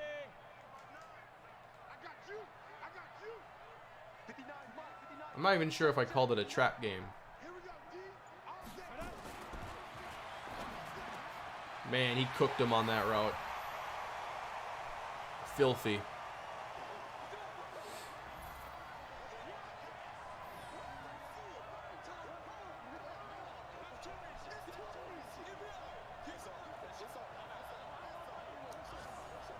So Corville looks good. Oh, I remember we were talking about the Steelers going 16-0 or the Jets going 0-16. And I do think, I thought at the time that the Jets would get a win and the Steelers would get a loss. I thought there were enough games on the Steelers' schedule, and there's usually a game where these good teams trip up somewhere along the way. It's kind of just part of their process. 16-0 is just so rare for a lot of different reasons. Bills in the Super Bowl next 5 years. Changed my mind. The only thing I could say, not saying it won't happen, but the primary reason it won't happen would be Patrick Mahomes. Nice throw by Blaylock, and that is Clifford. Marquand Clifford, everybody's favorite wide receiver that you wanted me to draft and cut Curtis Samuel for or whatever.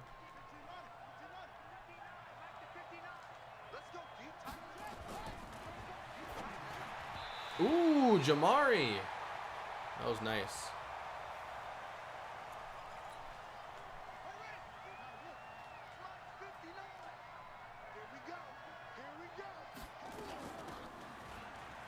Off tackle. Should have stayed outside. Samuel went to the Patriots. And we do take them on this year. I forgot about that. We're going to face him. That should be fun. I like our schedule a lot. 3rd and 10. Wide open. George Kittle. And we'll face this team again when the games count too. They're on the regular season schedule. You know what? Island. Clifford versus Charles. Play action. He stayed with them. And that's Chubb. All right, we know a lot of these starters quite well. I still want to mix in a few other players here. So who wants to make an impact here at edge rusher? Deacon, Walker, you're both getting in there now. We don't need Boogie Turner out there, do we? Probably not. Do you play the Dolphins? Yes, Randall, we do. I'm really excited for that game. We also take on the Ravens. So backup D-line in the game. Blaylock for Clifford. That gave him some time in the pocket. The RLE and the RRE are the rush ends. So, like, when you're in the nickel, that's who plays. Otherwise, just regular left end and right end. That's more your base defense. There's a few formations that trigger, like, sub-linebackers and rush ends. Little thing they added a couple years ago that I'm a big fan of. We do not play the Bears. We play the NFC West. I don't know when the North comes up again in rotation. But that's always a schedule I look forward to. Oh, man, Akinjide. Yeah, we can cover so much ground with him and Jack. It's just such a scary defense.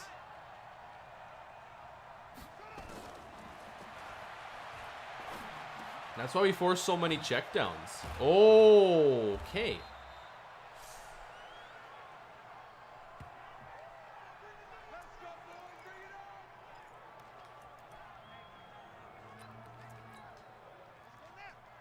Oh, I guess I have still a starting defense here in the base.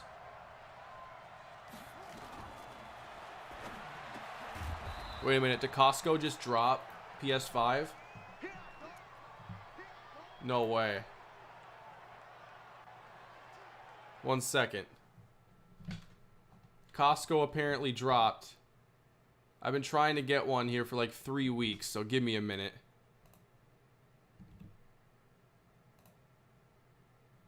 Let's play some music.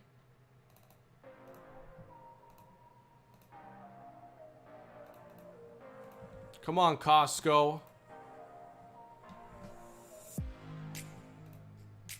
It will not go in the cart. It won't fit in my cart.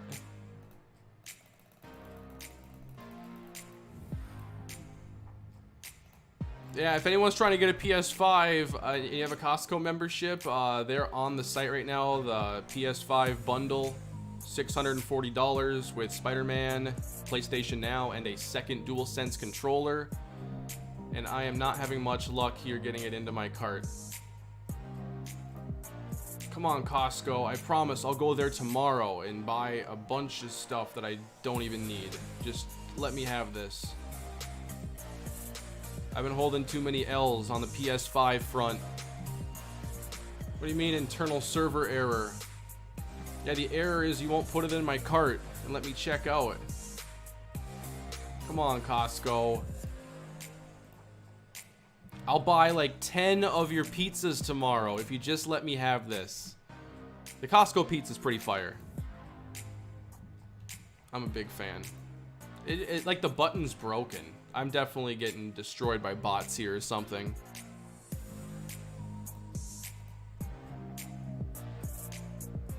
Come on.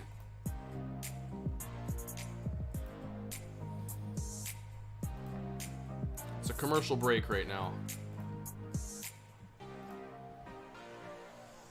I wonder if it'll be any faster if I do it from my phone.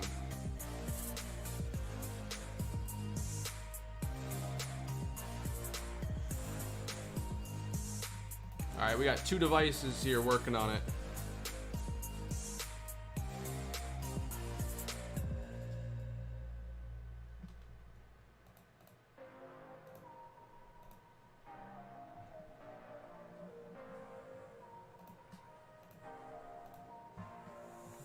These PS5s are impossible to get. Wait a minute. Item added to cart. Come on. We're going down the home stretch. Come on. You can do it. What if I reload my cart here? I need to check out. I need to check out. Come on. It's in the cart. Check out.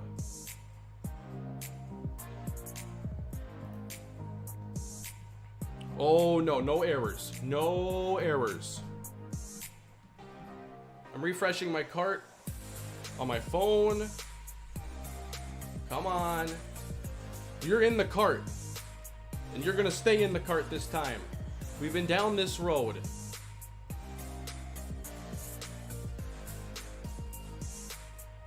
Come on, man.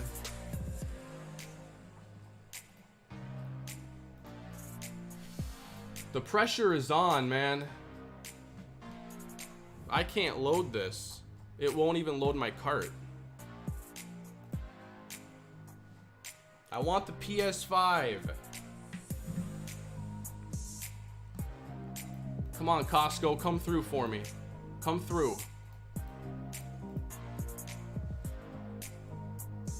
I'll buy your rotisserie chicken. I'll do my clothes shopping there.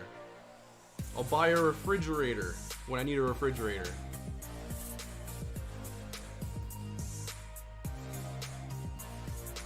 Come on, Costco. I think Costco is not gonna... I don't think this is gonna work, guys. I'm starting to... Time has to be running out here. These things don't last forever. The cart is not loading. I had it added to my cart here on my phone, and now I can't load the product page.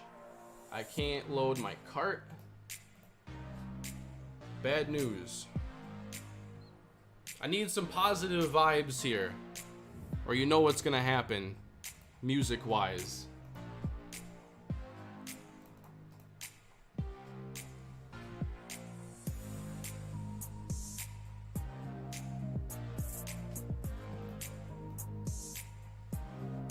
Why won't you just load? That's all you have to do. It's really that simple. Come on. I'm literally trying to check out right now.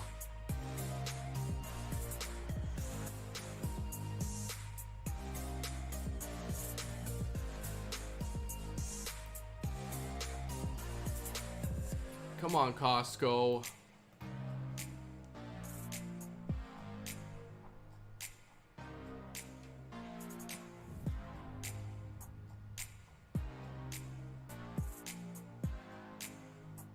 You just gotta let me have this.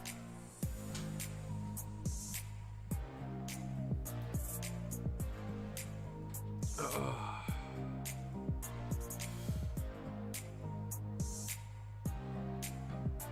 I don't think they sell them at all in the stores. I have been there a couple times since the PS5 dropped, and they had an 85-inch 8K TV last time I was there. 85-inch. What do you even do with that? I don't even know where I'd put it.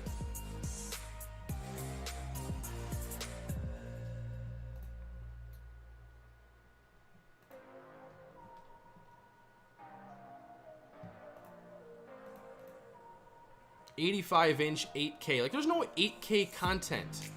What can you do with an 8K TV right now? It was $4,500.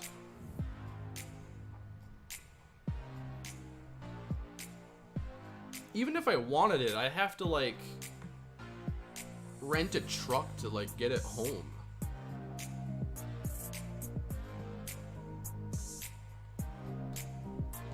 Or order it. It's still in my cart here on the phone. It's just really buggy.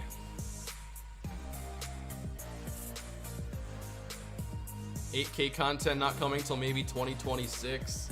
Yeah, they're always like way ahead of the game on these things. You know, you have we've had 4K talked about for so long, and we're starting to get, you know, some more 4K content, like gaming content. Come on. I'm waiting for it to say it's been like taken out of my cart.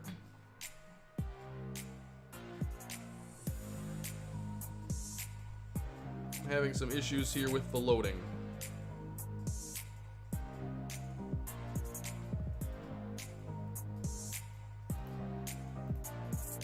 This is the problem I have though with the way they've rolled out these consoles, is these websites can't handle the traffic. I wish there was just like a good waiting list system somewhere. Like, why can't you just wait your turn? If like you knew you were in line, then you wouldn't have to like babysit all these retailers and camp out in front of Walmart.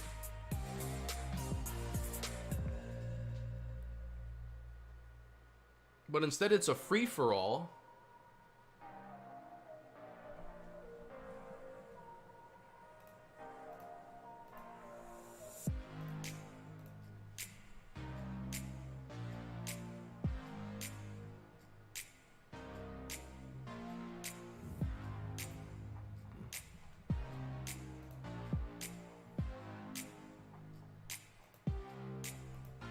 Hey DN, thank you for becoming a new member despite me not doing anything interesting at the moment. Thank you for that.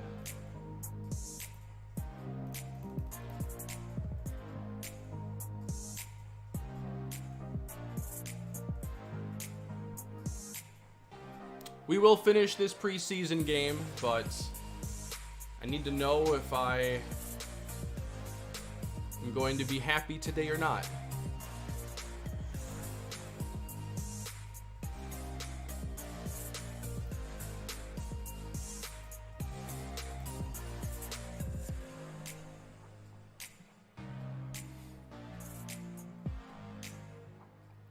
Yeah, I'm not buying from a scalper.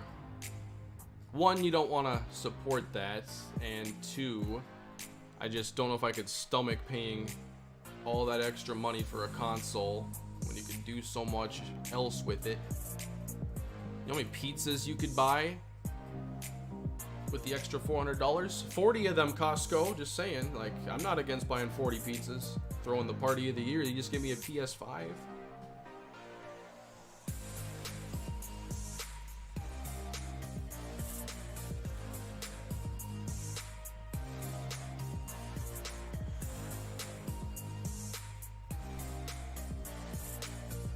Not looking good.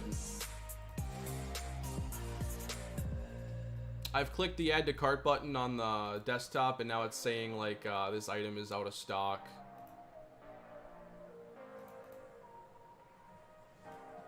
Come on.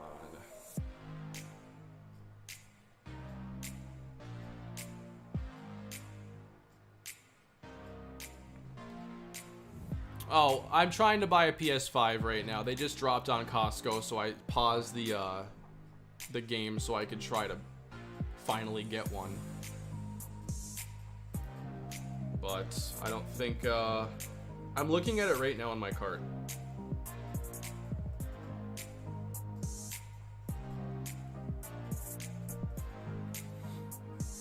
I'm looking right at it in my cart, and I can't get to the checkout screen.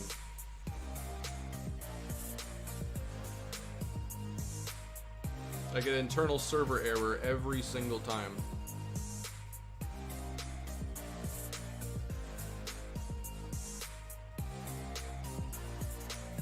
Looks like a massive L.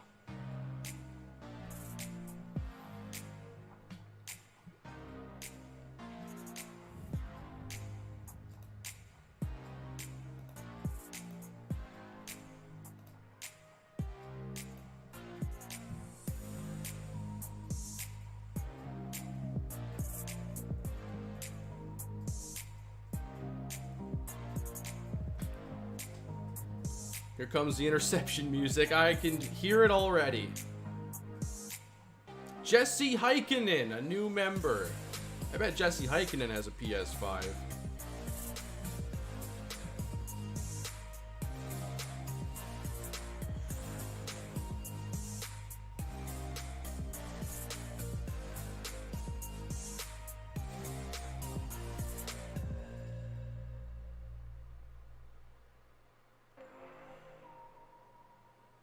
Just let me check out.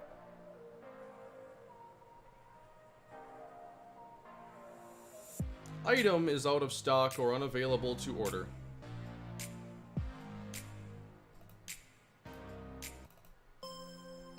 And the hunt continues. Intercepted right out of my cart. It is going, gone. To some scalper in Utah who's going to flip it for 940 US dollars. Probably.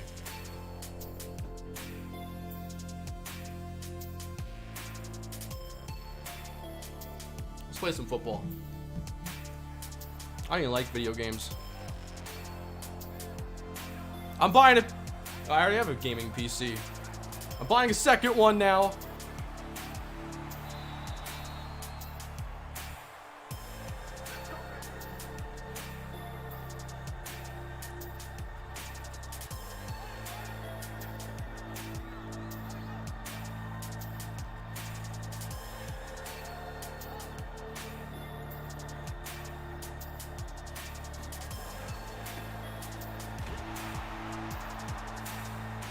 That's a touchdown.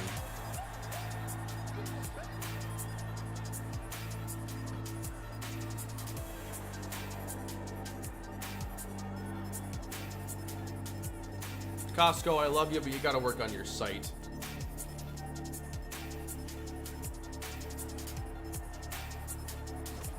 Ridiculous.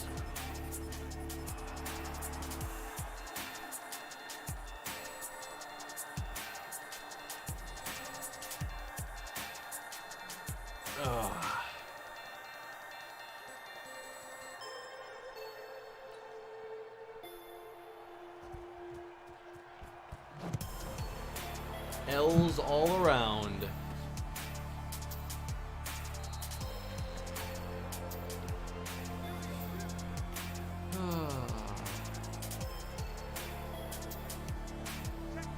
I mean, at the very least, there's not like a game I can't play right now because I don't have the console. But it's like, if I had it, there is stuff I would be doing that I would like to do. Like, I like to play Warzone on there instead of the PS4. I might just put it on my PC. I'll just say I'm playing next gen that way. I'd like to play Dirt on the PS5 instead. Play it again.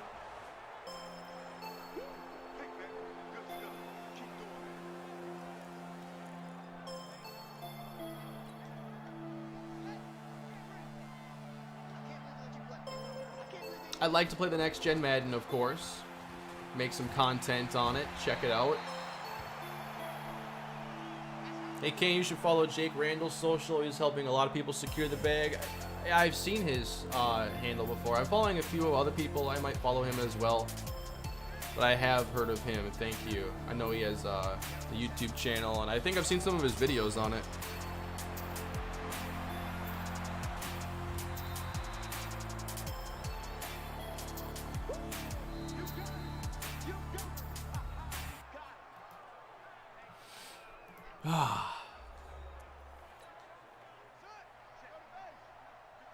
I just can't believe how hard it's been to get a console. Like, normally, if you just want something, you buy it.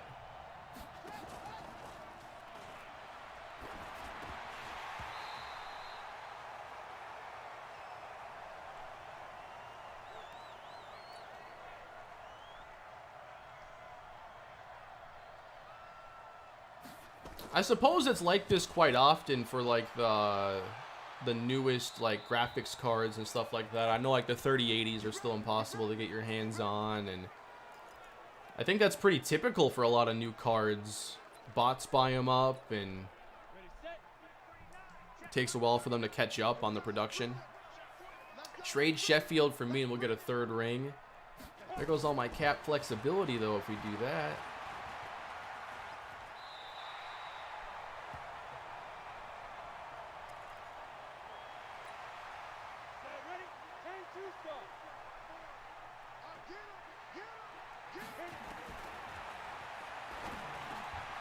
Caught by Livingston. We do got to see a little bit more of him.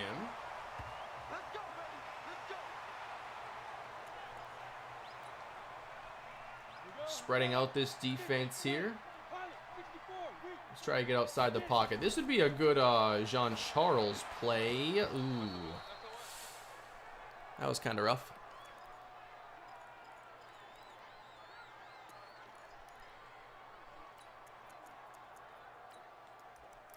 Yeah, if you flip this play the wrong way, it becomes a tight end play. I'd try it with Akinjide, but he's not listed at inside linebacker, so he can't do it. It's trying to set up the jet sweep.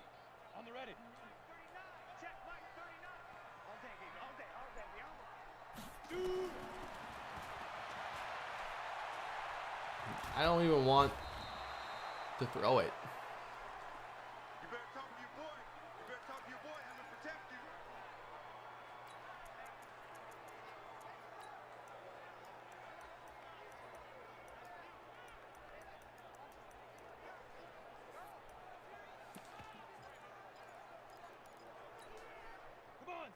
Giving up on the drive, everybody.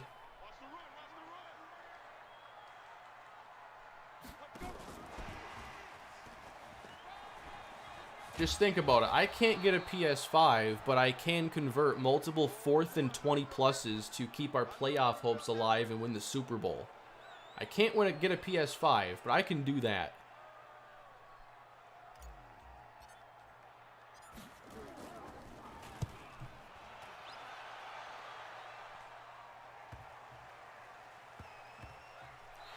I can get my punt down to the 1-yard line on a routine basis, but I can't get a PS5.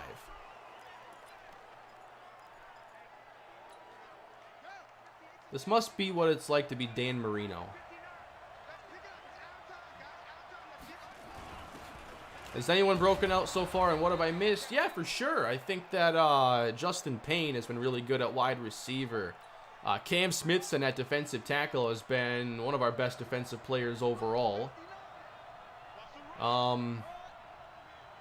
As far as like true breakouts, though, those are the main two that come to mind. I think we saw somebody on Cleveland break out against us.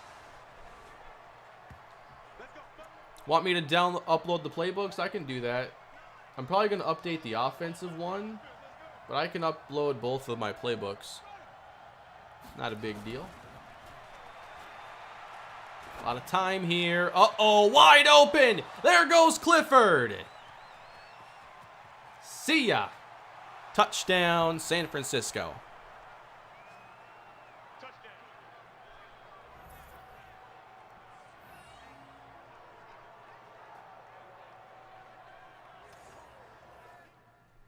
I'm really hoping that we can get some more edge rush from these backups, or just pass rush in general. But this is what it looks like when you can't get to the quarterback. Look at that opening. That's what Tyreek does to defenses. Clifford is literally MVS. That's probably the best comp. Yeah. You never know if he's going to come down with it, but if he does, all he does is catch 40-plus yard touchdowns.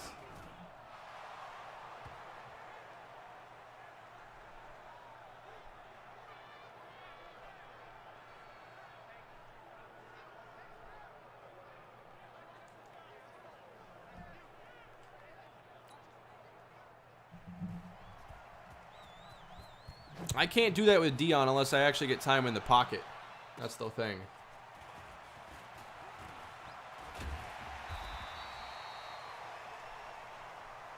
Let's go! Let's go! Let's go!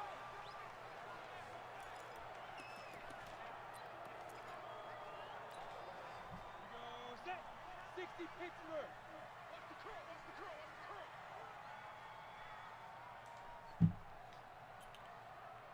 Hey, check 24. Check 24. Hey. Love to see Houston get off the line here and make something happen. Pretty good coverage. Corville, though, a different story.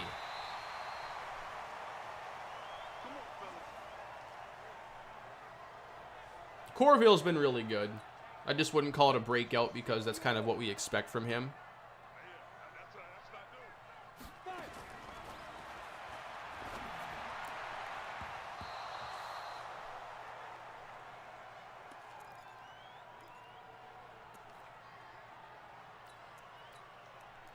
Let's get some more of Cameron Britt. Got it. Mark, 59. Mark. Check, check. 59. Now watch one. Watch one. Lee Griffin.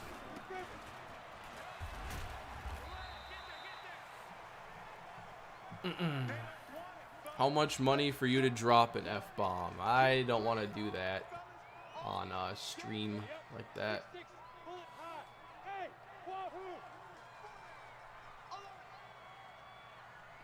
We don't need to be poking the YouTube algorithm, or not really the algorithm, but the whatever you call it.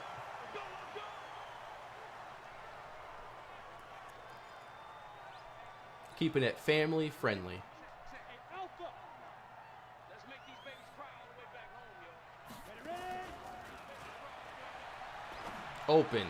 Got him.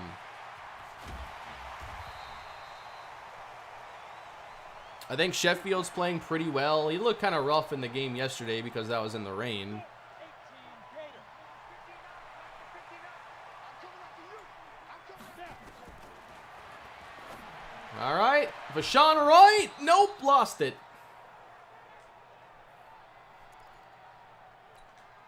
Like I said, replacing DeAndre Hopkins is not going to be a very simple task.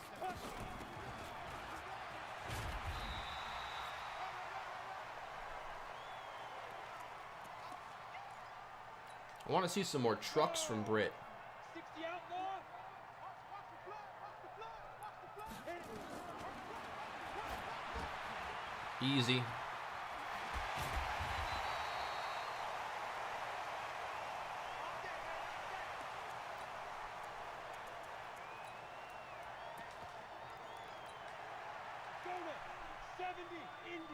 What do we think? Courtney Jean-Charles. Quarterback draw. Gotta let all the animations play out here. Can't change your mind about anything.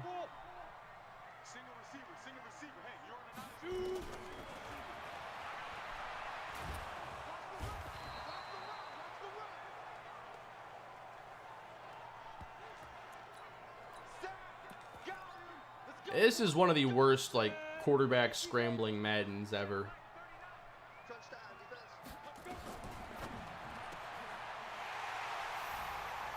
Touchdown Price.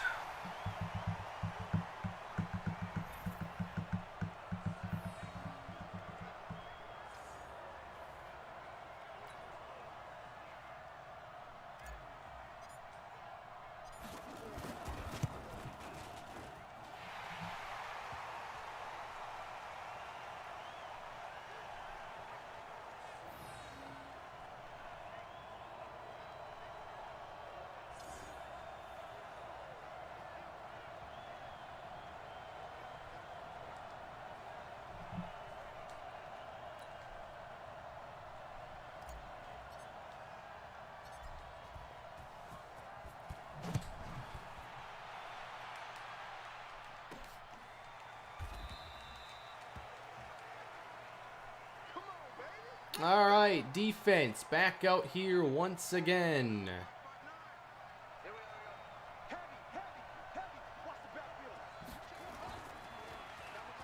Fake to Hines, got some pressure. Hey, Eric Palmer, we already know he can do that. He's very good.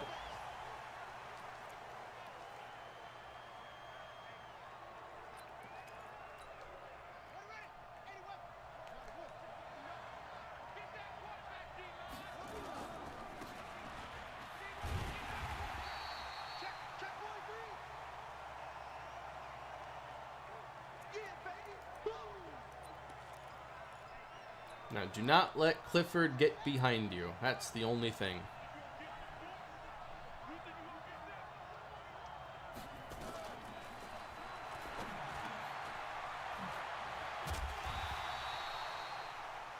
Closer than it had to be.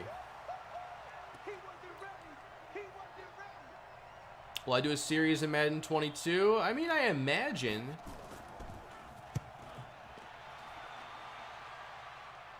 Hoping they actually give love to franchise this year. Ben Ferd, not bad. What sucks, though, is like I'm so used to Deion Price being my returner here. It's been so long he's done it. Everybody else feels like slow.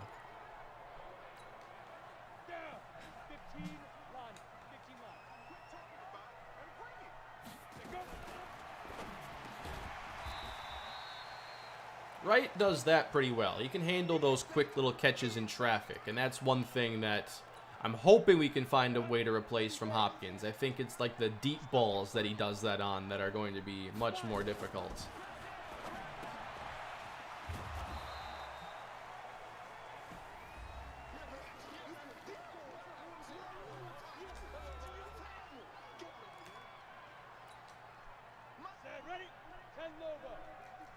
Probably sending the safeties here.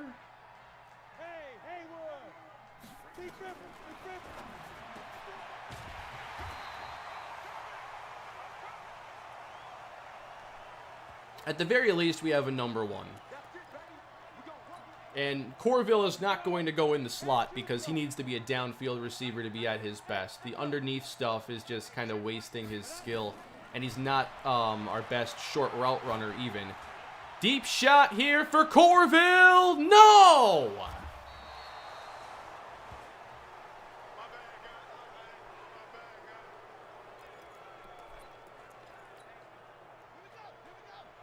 Not having much luck on those. At the one. Scooby steps up. He's got time. Throws it into traffic, and it's caught. Nicely done.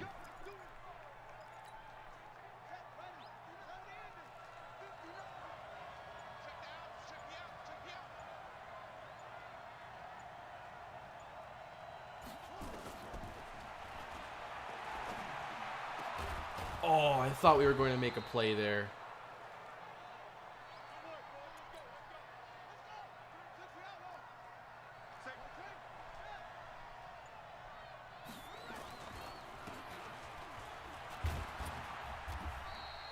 All right, second half, here we go.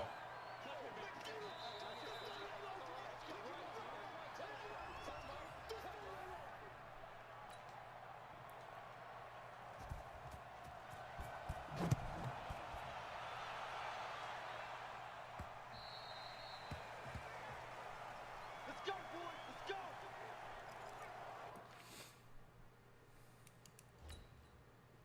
I want to give some slot snaps here to Livingston. And I want to get Payne in there for Corville.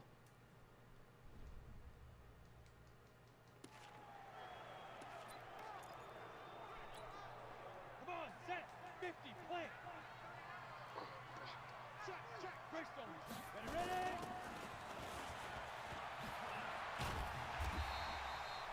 Couldn't get a clean juke outside there. Yeah, baby. Set, 8, read.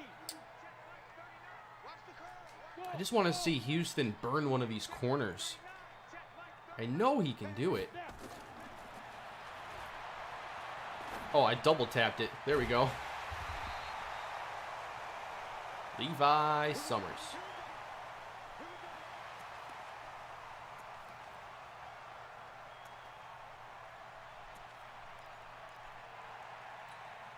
Ready? 60, Pittsburgh. Check. Walk 54. Hey, come on, now.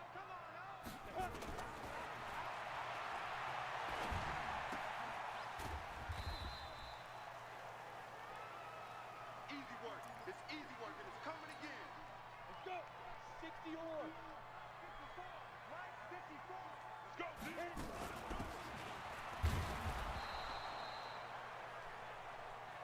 Run defense has been pretty good in this one for San Francisco. Yeah, Starkey had some fun moments in preseason. We've had a lot of breakout receivers in these games. Doesn't always translate to the real thing, unfortunately. Jeez, I hate facing this team. Their D-line is so OP. Sack City. Sack City, baby.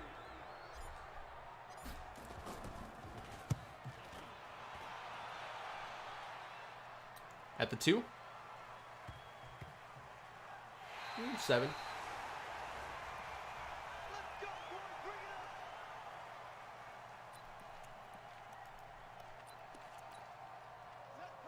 Hey, hold on. Don't get nervous.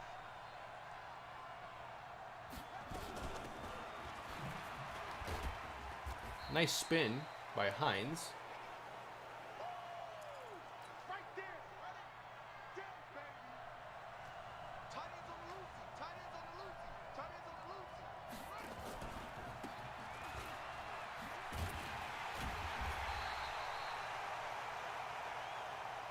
Yeah, baby. Woo! Go now. 59 Pittsburgh. Check, 59. Hey.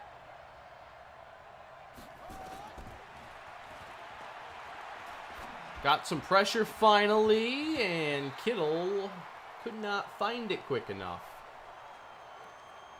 Let's get it back.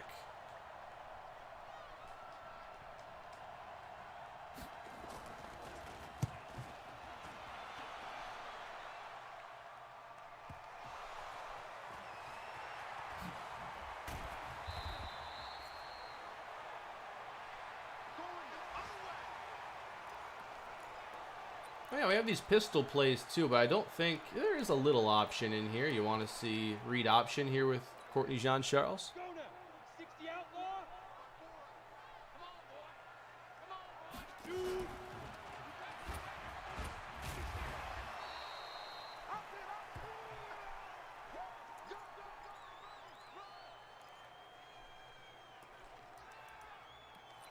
Here comes the boom. Ready. 70, Indy. Check right 39. Let's go. There you go. Nice play, Justin Payne. That's a tough one.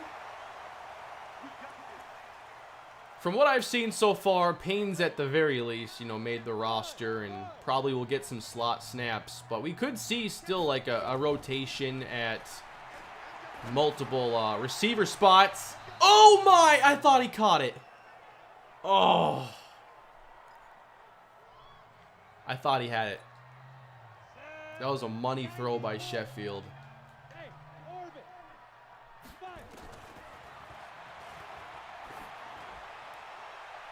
Nope.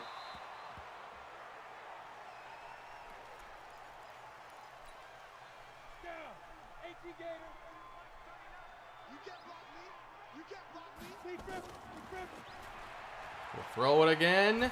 Oh, he was wide open. Just every time against this defense, you need a split second and you never get it. I don't like playing this team, especially in preseason. I'd rather face them in the regular season, and we will. But I won't be experimenting against them. I'll just be playing. I'm trying to do experiments, and they just want to try to get 12 sacks.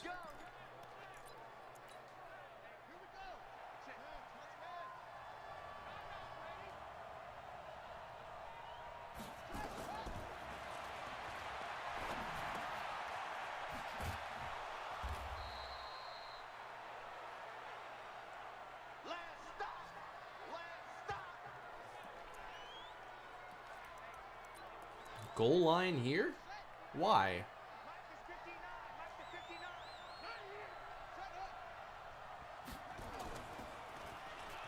Second down and 2. Floating outside. That was the tackle that almost made the catch. Shout out to 73 there.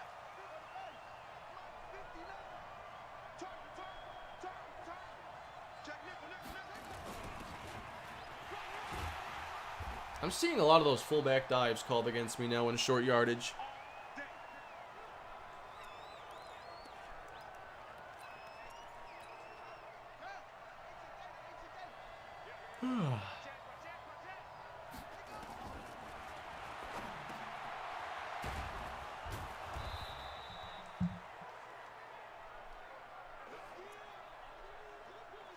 You know, if I refresh, it's still in my cart.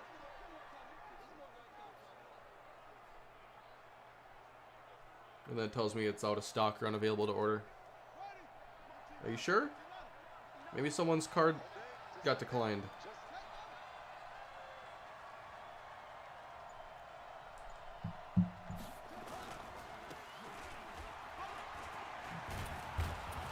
Nice run. Kane, don't do this to yourself. I'm already in so deep.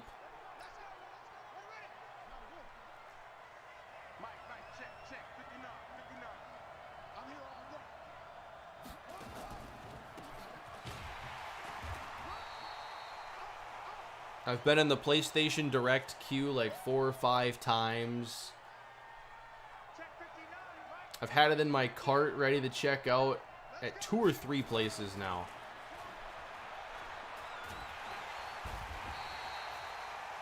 Smithson. Best pass rusher we got.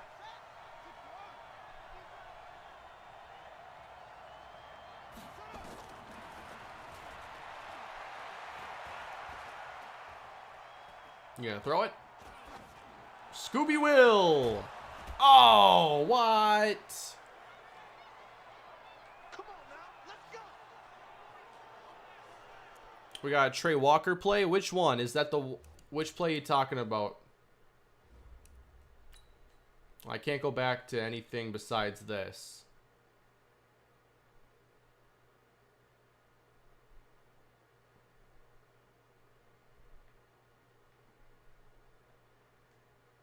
Here's Trey Walker. He did get through at the end there.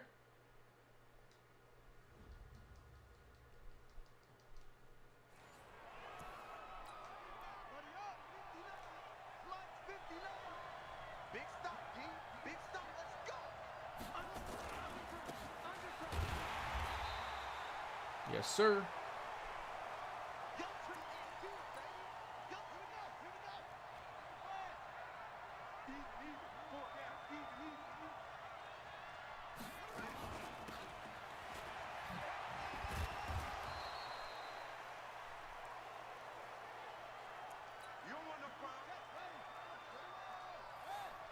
check my schedule to see which NFC teams we play.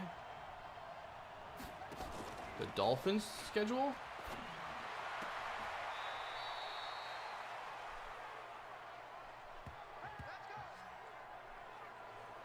Well, it's not the NFC West, I know that.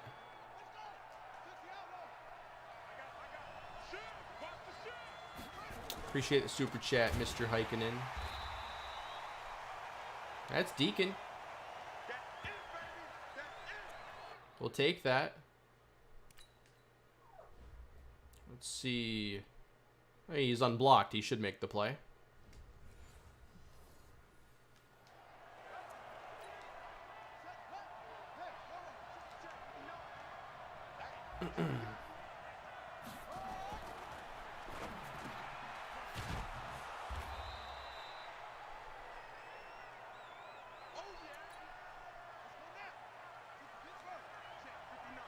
Third down and 6.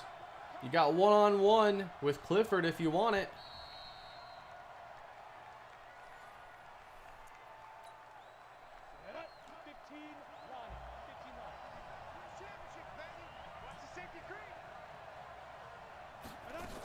Fenderson at tight end could be fun. I haven't seen his ratings in a little bit. Thank you, Chandler, for the super chat. I know he's one of the receivers that we picked up. 6'4", 227. I'd try it.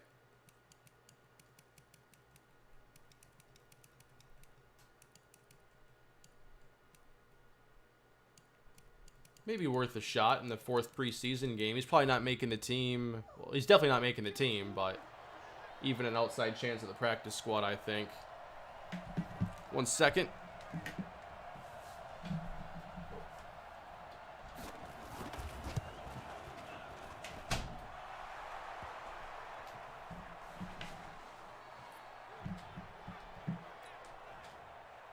Thought about doing an NHL series. Not really a series, just checking out the game, because I know they do some cool things in franchise mode that haven't made their way to Madden, so it would be cool to see what they have, but I don't know if I would do well with an NHL series. Hard to say.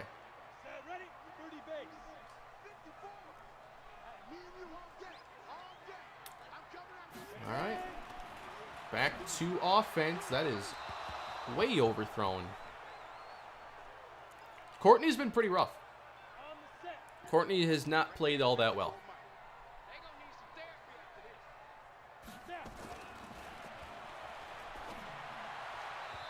And he continues to not play very well.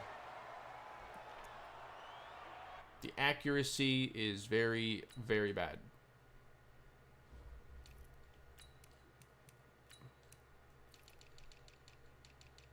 One second. This is where the backups actually come in, so I have to do all this stuff all over again, basically.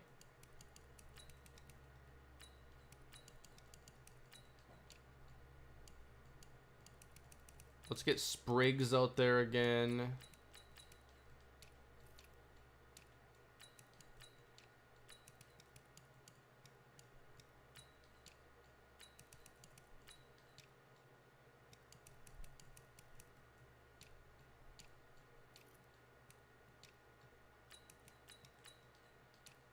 Yeah, Redgrave hasn't gotten to play very much. I'm fine with that.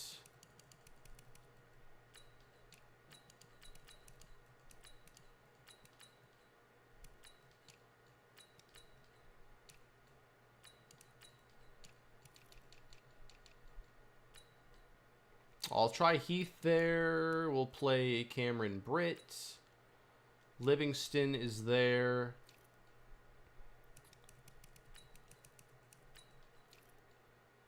I want to try more Justin Payne there. Let's play Livingston outside. See how it goes.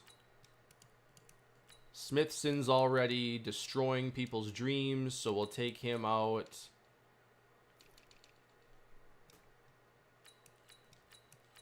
There. Livingston and Houston. Payne works into the slot. Let's try that now for the rest of the game.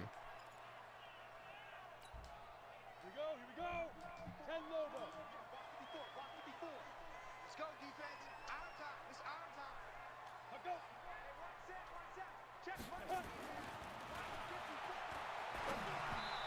He got hit. That or he stepped into somebody. Has not been his time. Maybe Sully at running back, Price at receiver / running back. I haven't played a lot with Price at receiver in a while. I might do it more this year, depending on if anybody can break out. Sully at running back? Maybe, but I think we have enough players there that can play that role really well. I don't know if Sully has the elusiveness or the carrying to pull it off. He may, but I don't know.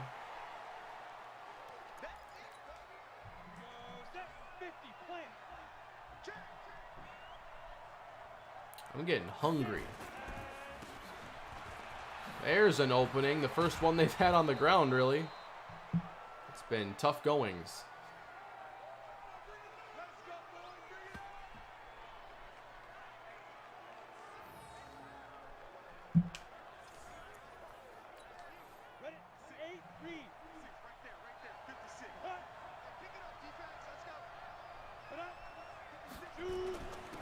Yeah, Hopkins had 88 speed last year. You don't need a lot of speed if you have really good route running in the slot. That's the main area where you can get away without a lot of speed, because a lot of your targets are going to be quick. You just have to get the first step advantage, really. And that's why I wanted a route runner, because I just become so used to relying on Hopkins, you know, winning in the slot, and I'd like someone else who can win there with route running. My playbooks are completely custom.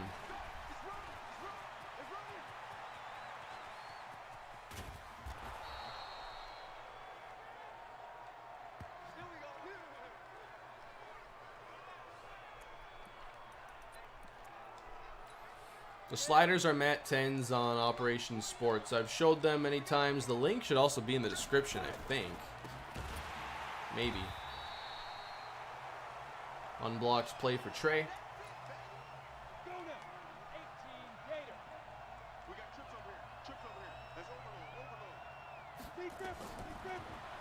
Setting up the screen here. Blocks get set up, and that's going to be a touchdown.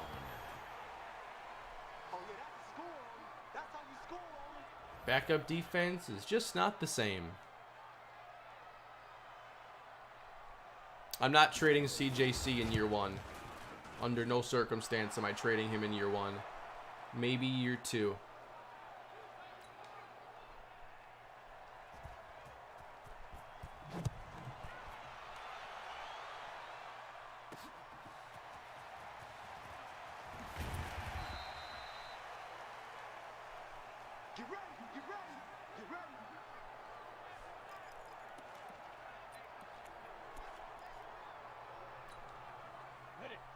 All right, let's get CJC into his comfort zone here if we can. A little play action against the blitz. Ezra Love.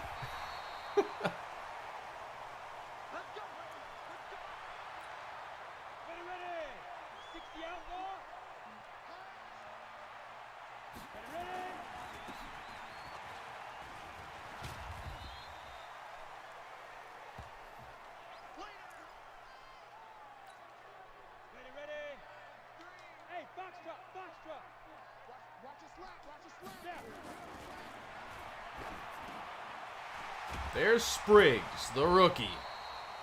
Looking for that breakout receiving threat, vertical threat tight end.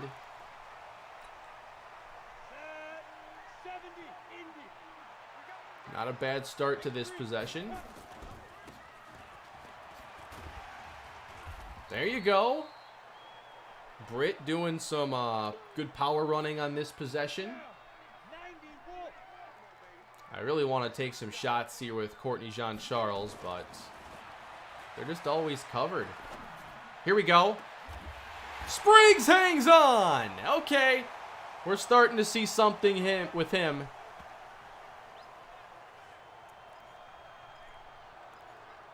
That's a big time play right there. Amari Spriggs, the undrafted tight end. You want someone who can get behind the linebackers and make big plays? We're in same number as Julius Thomas.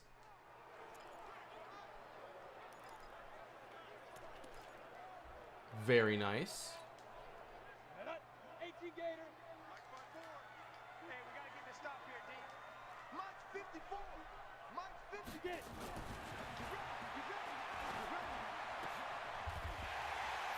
Touchdown, Amari Spriggs.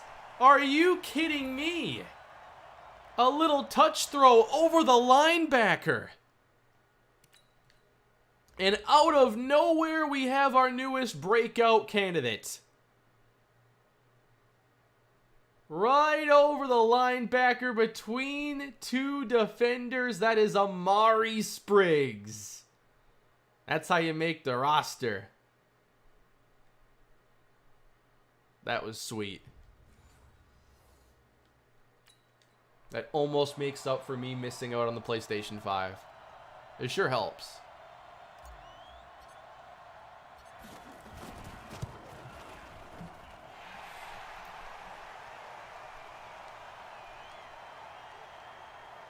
Yeah, that wouldn't be a bad thumbnail shot. I should try to get one.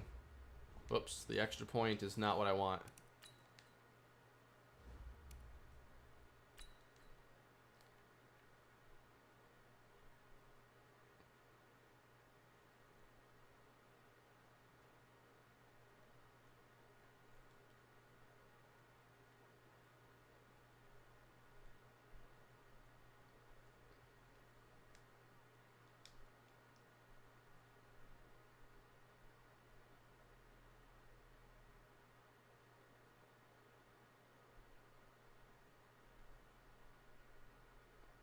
I could probably work with that.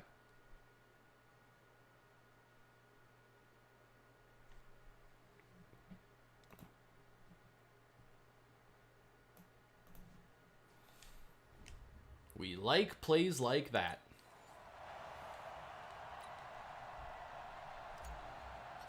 Now let's win the game.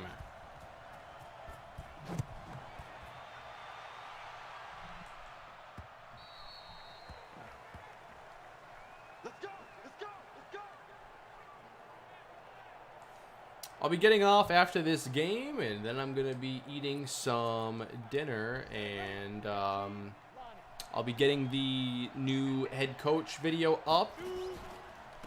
That'll be on the second channel after I'm done. Tomorrow, probably Venom. I will probably be working more on the preseason, so I don't imagine I'll have anything up on the main channel.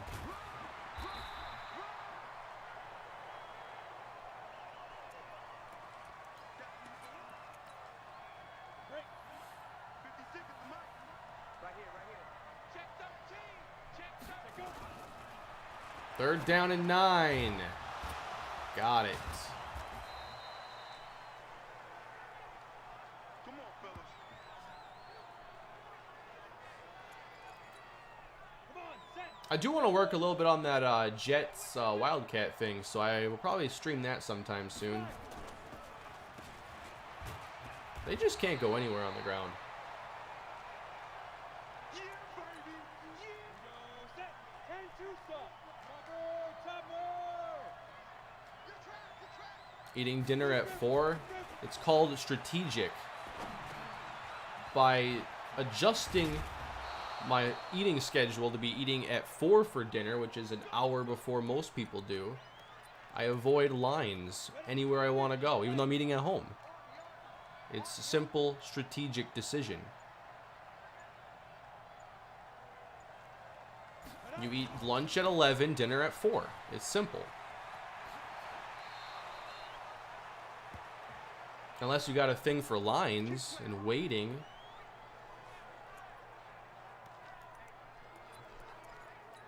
Let's go. 8 read. Coaching spell. Pretty quiet, team. Pretty quiet. Hatch it. Get it ready.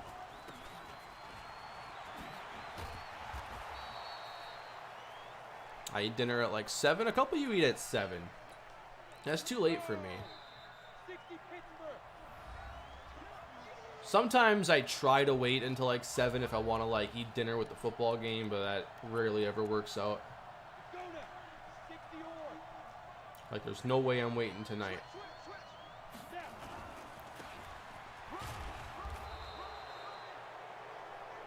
And I usually skip breakfast, so like I like the early dinner.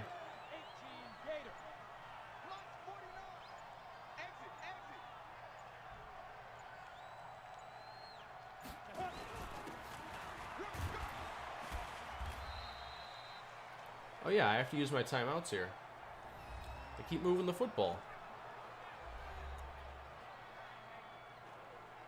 Do you get hungry late at night because of that? Sometimes. Yeah, I'd say actually oftentimes if I stay up late to like midnight or something, I end up getting hungry again. And I have like cereal or something.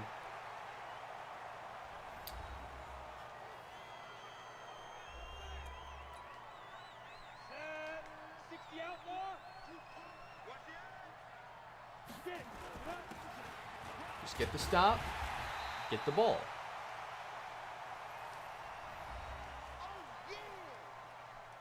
Don't forget to check Miami's schedule, please. I can take a look. I only eat breakfast and dinner. You know, lunch is kind of the worst meal of the day, honestly. It's right in the middle. How is that convenient? It's right in the middle of the day.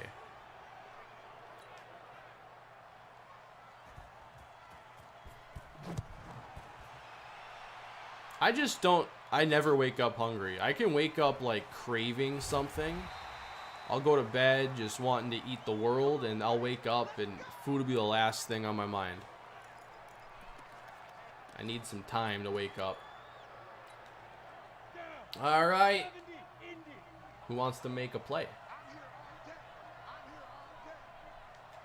Got to work on the sideline. Why is Donovan Jennings out there?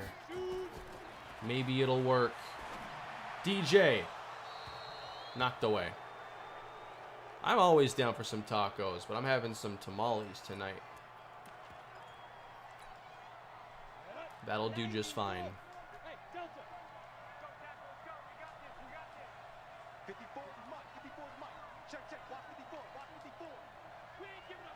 To make matters worse, there's another call back.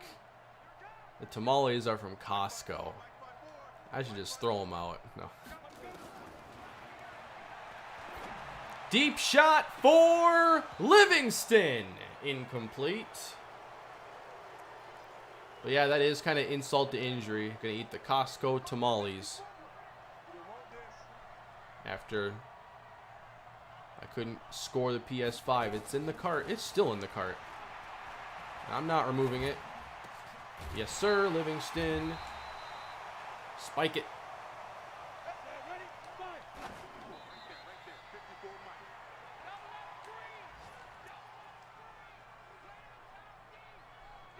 You need that middle of the day energy, though. I like how you question everything, though. It's a great attitude to have. Yeah, I question everything. I try. I don't know. I'm usually not that hungry for lunch. I like a snack for lunch. Something small. I feel if I eat too much for lunch, it slows me down the rest of the day. I don't need the energy there.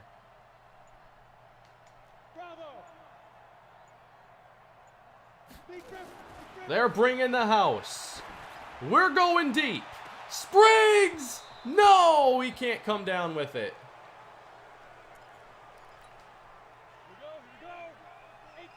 We really, though, have to utilize the sideline a little bit.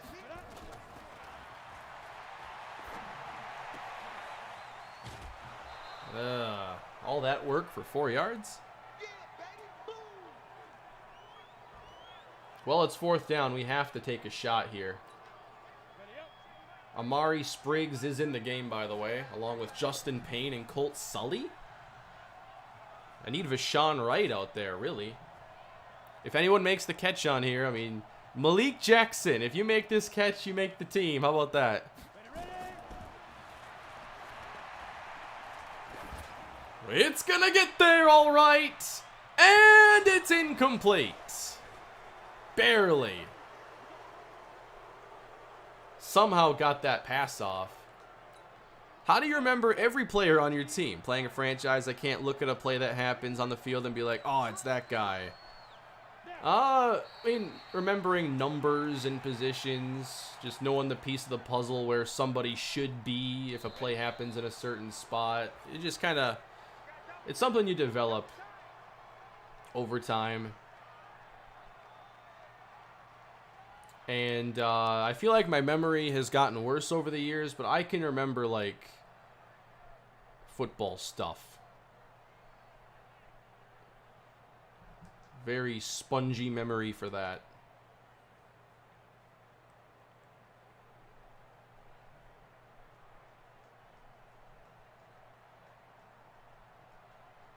And also, I'm in this so long that, like, I have so many repetitions. It's like I have to remember it or something's wrong.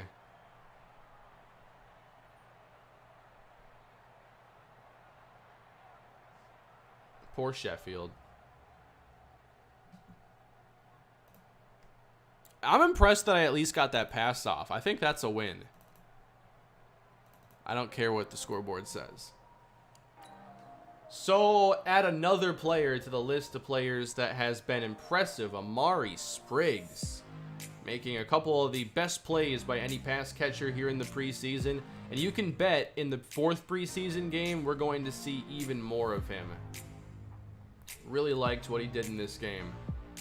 If you only get a few opportunities, you got to make the most of them, and he certainly did.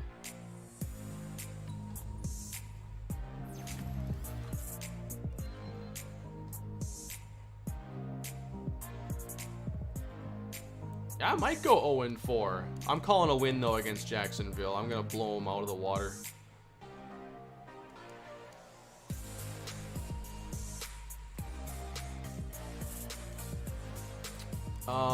The Dolphins' schedule. What does it look like? Is it one where they can go all the way? The Jets, they play the NFC North. They play the Raiders, the Chiefs, us, the Patriots, the Chargers. They close against the Chargers. That's weird. What is my favorite movie overall? I'm not a big movie guy. I don't even know if I truly have a #1 movie.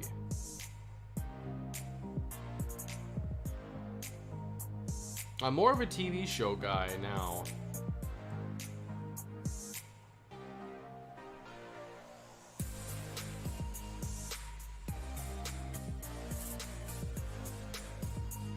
I really like Detective Pikachu. How about that? I thought it was a great movie. Appreciate the super chats, Jesse. Thank you. Here are our stats through the first 3 preseason games.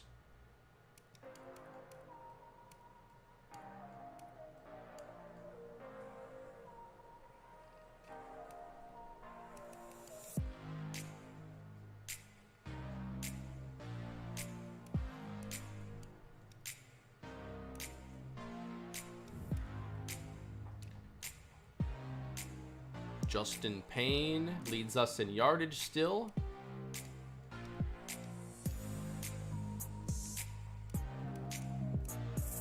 It's only 3 catches to this point for Spriggs, but if he can handle a few more in the next game, then he should make the roster as the 3rd tight end.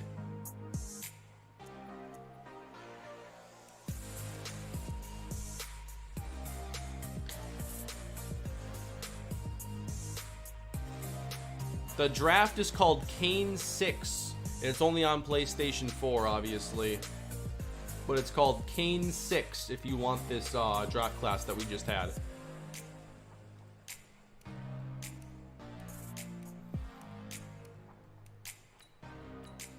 Let's see if I can simplify the roster at all for Game 4. Let me sim to the next week.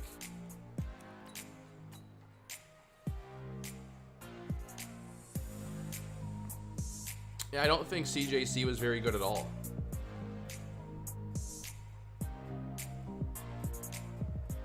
Yes, I said Detective Pikachu. I don't watch movies. I just watched Ratatouille for the first time the other week. I thought that was a great movie. I must average like maybe 5-6 movies a year or something.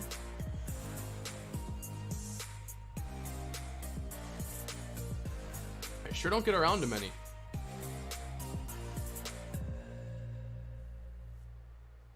Any chance we dump Livingston? Possibly. But I want to give him plenty of chances in the 4th game.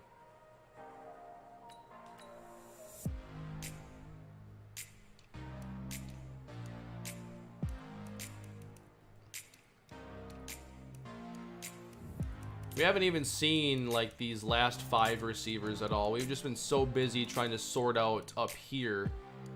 In the 4th game, I like to at least figure out who like the primary practice squad receiver is going to be.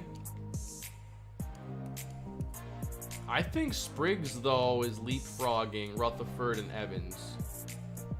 I know his catching is very low, but it's still better than the others. And he's proven it now. We've seen it. Amari Spriggs.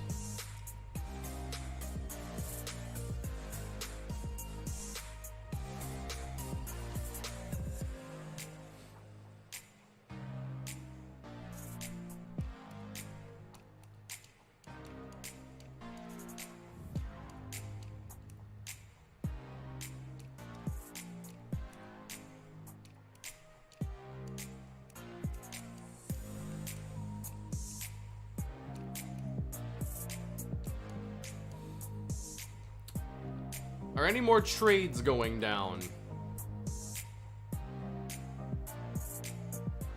Other teams are doing their practice squad signings already. Here are trades. I think we've seen all these. How about releases? Any surprise cuts?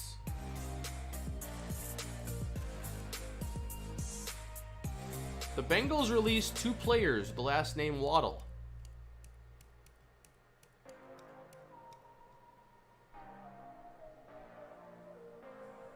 That messed with my head for a second. Right tackle Trey Walker.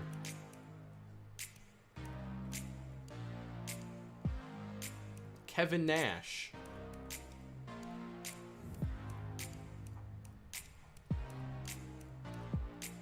Oh, Dolphins cut Jarvis Landry, who is going to be their 2nd receiver. No way.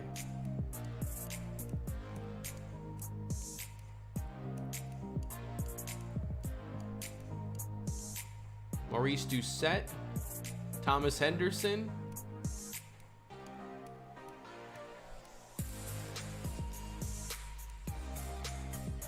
We have to check out the Dolphins roster. Love from Wales. Where would you like to see Kyle Trask go? I'm not really sure, Gareth. Appreciate the super chat. I imagine he'll be kind of in that day 2 discussion.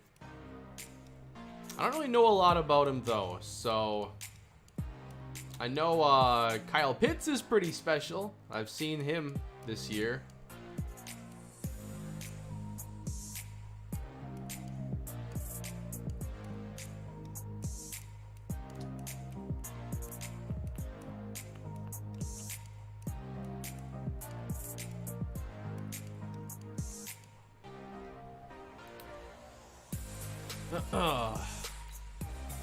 Yeah, I think sorting out the quarterbacks is going to actually be kind of tough. It feels like there's a lot in each tier. Like, you have Lawrence, Fields at the very top, obviously, and then where does, like, Zach Wilson fit in? And there's a bunch of guys this year, so I wonder what the draft process is going to be like. I can't imagine. Like, the Combine wouldn't even be that far away, like 2 months away. Can you have the NFL Combine? Probably not. You're going off an abbreviated season for a lot of players.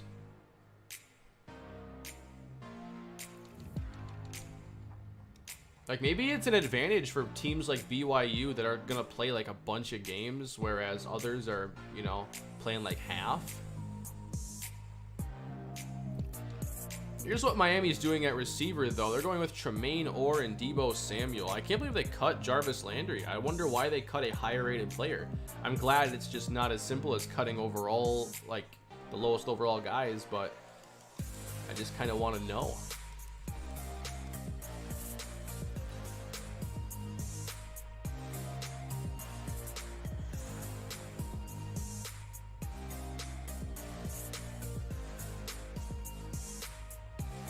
Yeah, and that's why I'm working on those XP sliders more so. I want to see more high-rated players. I want to see free agency be interesting.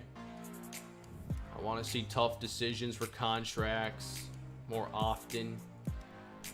Like, the thing is I've tested the values. I've ran so many tests, and I find, you know, 10-year sims where it's like, this works out well, but then I put it into my franchise and it works awful. I don't understand exactly why that's the case.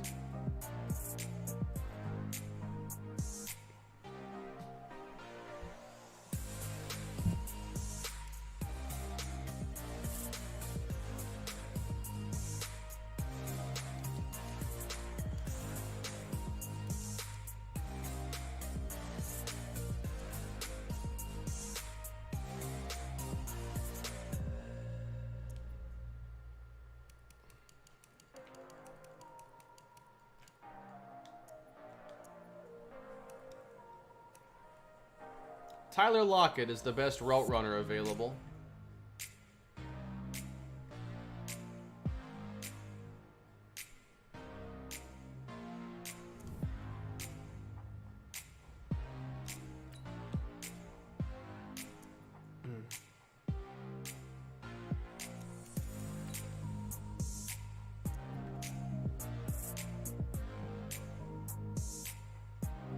Still want to see what Livingston can do.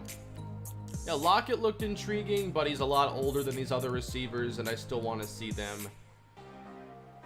Hopefully, we can make it work here. I think, like, Justin Payne so far has earned real snaps. He's made the tough plays. But Sean Wright has also earned those slot snaps, I think. I could see them splitting time at slot. Can Livingston get into the mix, though? That's the thing. I thought he could run away with it. And then I think you have Wright, Livingston, and Payne fighting for the slot. And then you have Sully and Houston fighting for the other outside spot. Who can make more plays on the outside? Who can get vertical? Who can be a good possession receiver? We might not have these answers figured out in the preseason.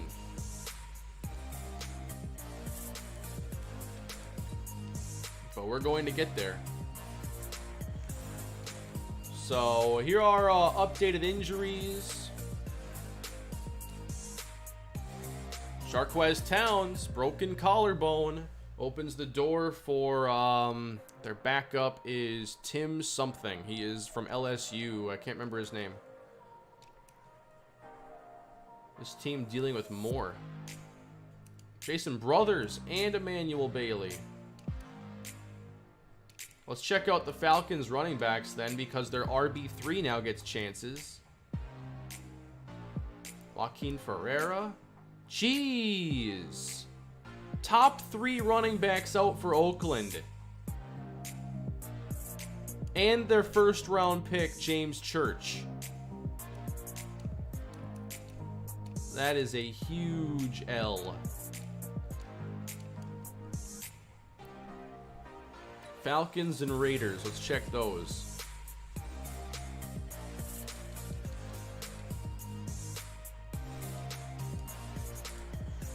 Back to Rashad Mason. The Raiders now, missing their top 3, will go to Bryler Crosby from Furman.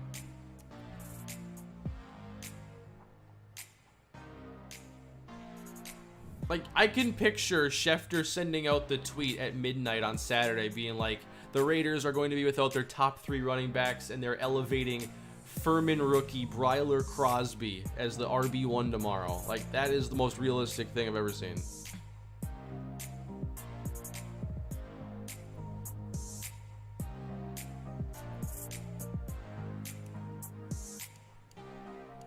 That's ridiculous, though. It's Tim Snyder, by the way. He'll be starting now for Miami. Kyle Allen.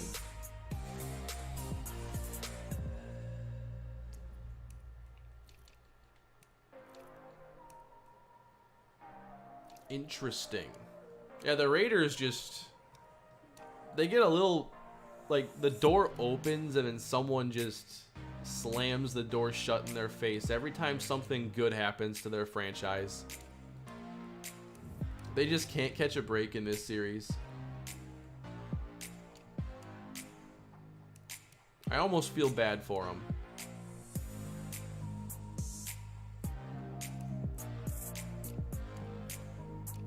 I love looking around the league, though, to see like which low-rated players are going to get chances, because I've seen those players break out in a big way multiple times. Playing like the Bucks rebuild, I've seen it happen over and over again at a variety of positions.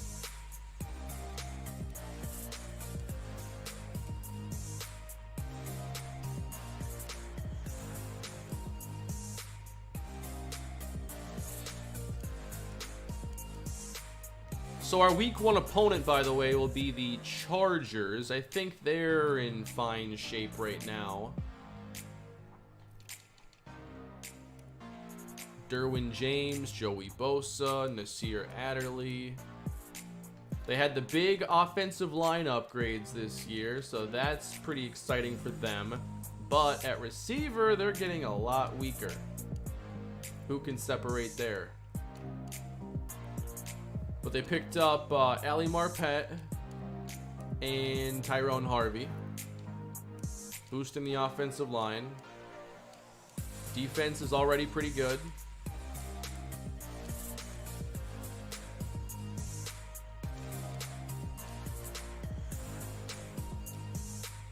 They're having to go to a backup kicker, Ken Gold from Pittsburgh. That's actually kind of impactful. You face a backup kicker, because Matt Gay is out 6 weeks.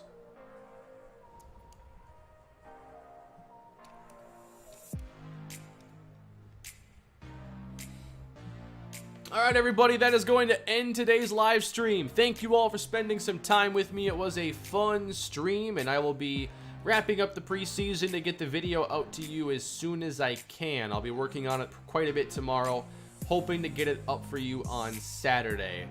So if you enjoyed the stream, please hit that like button. Don't forget to subscribe to the channel if you haven't already. And year 8 with the Broncos will be starting very soon. Enjoy your night, everybody, and I will see you all in the next one.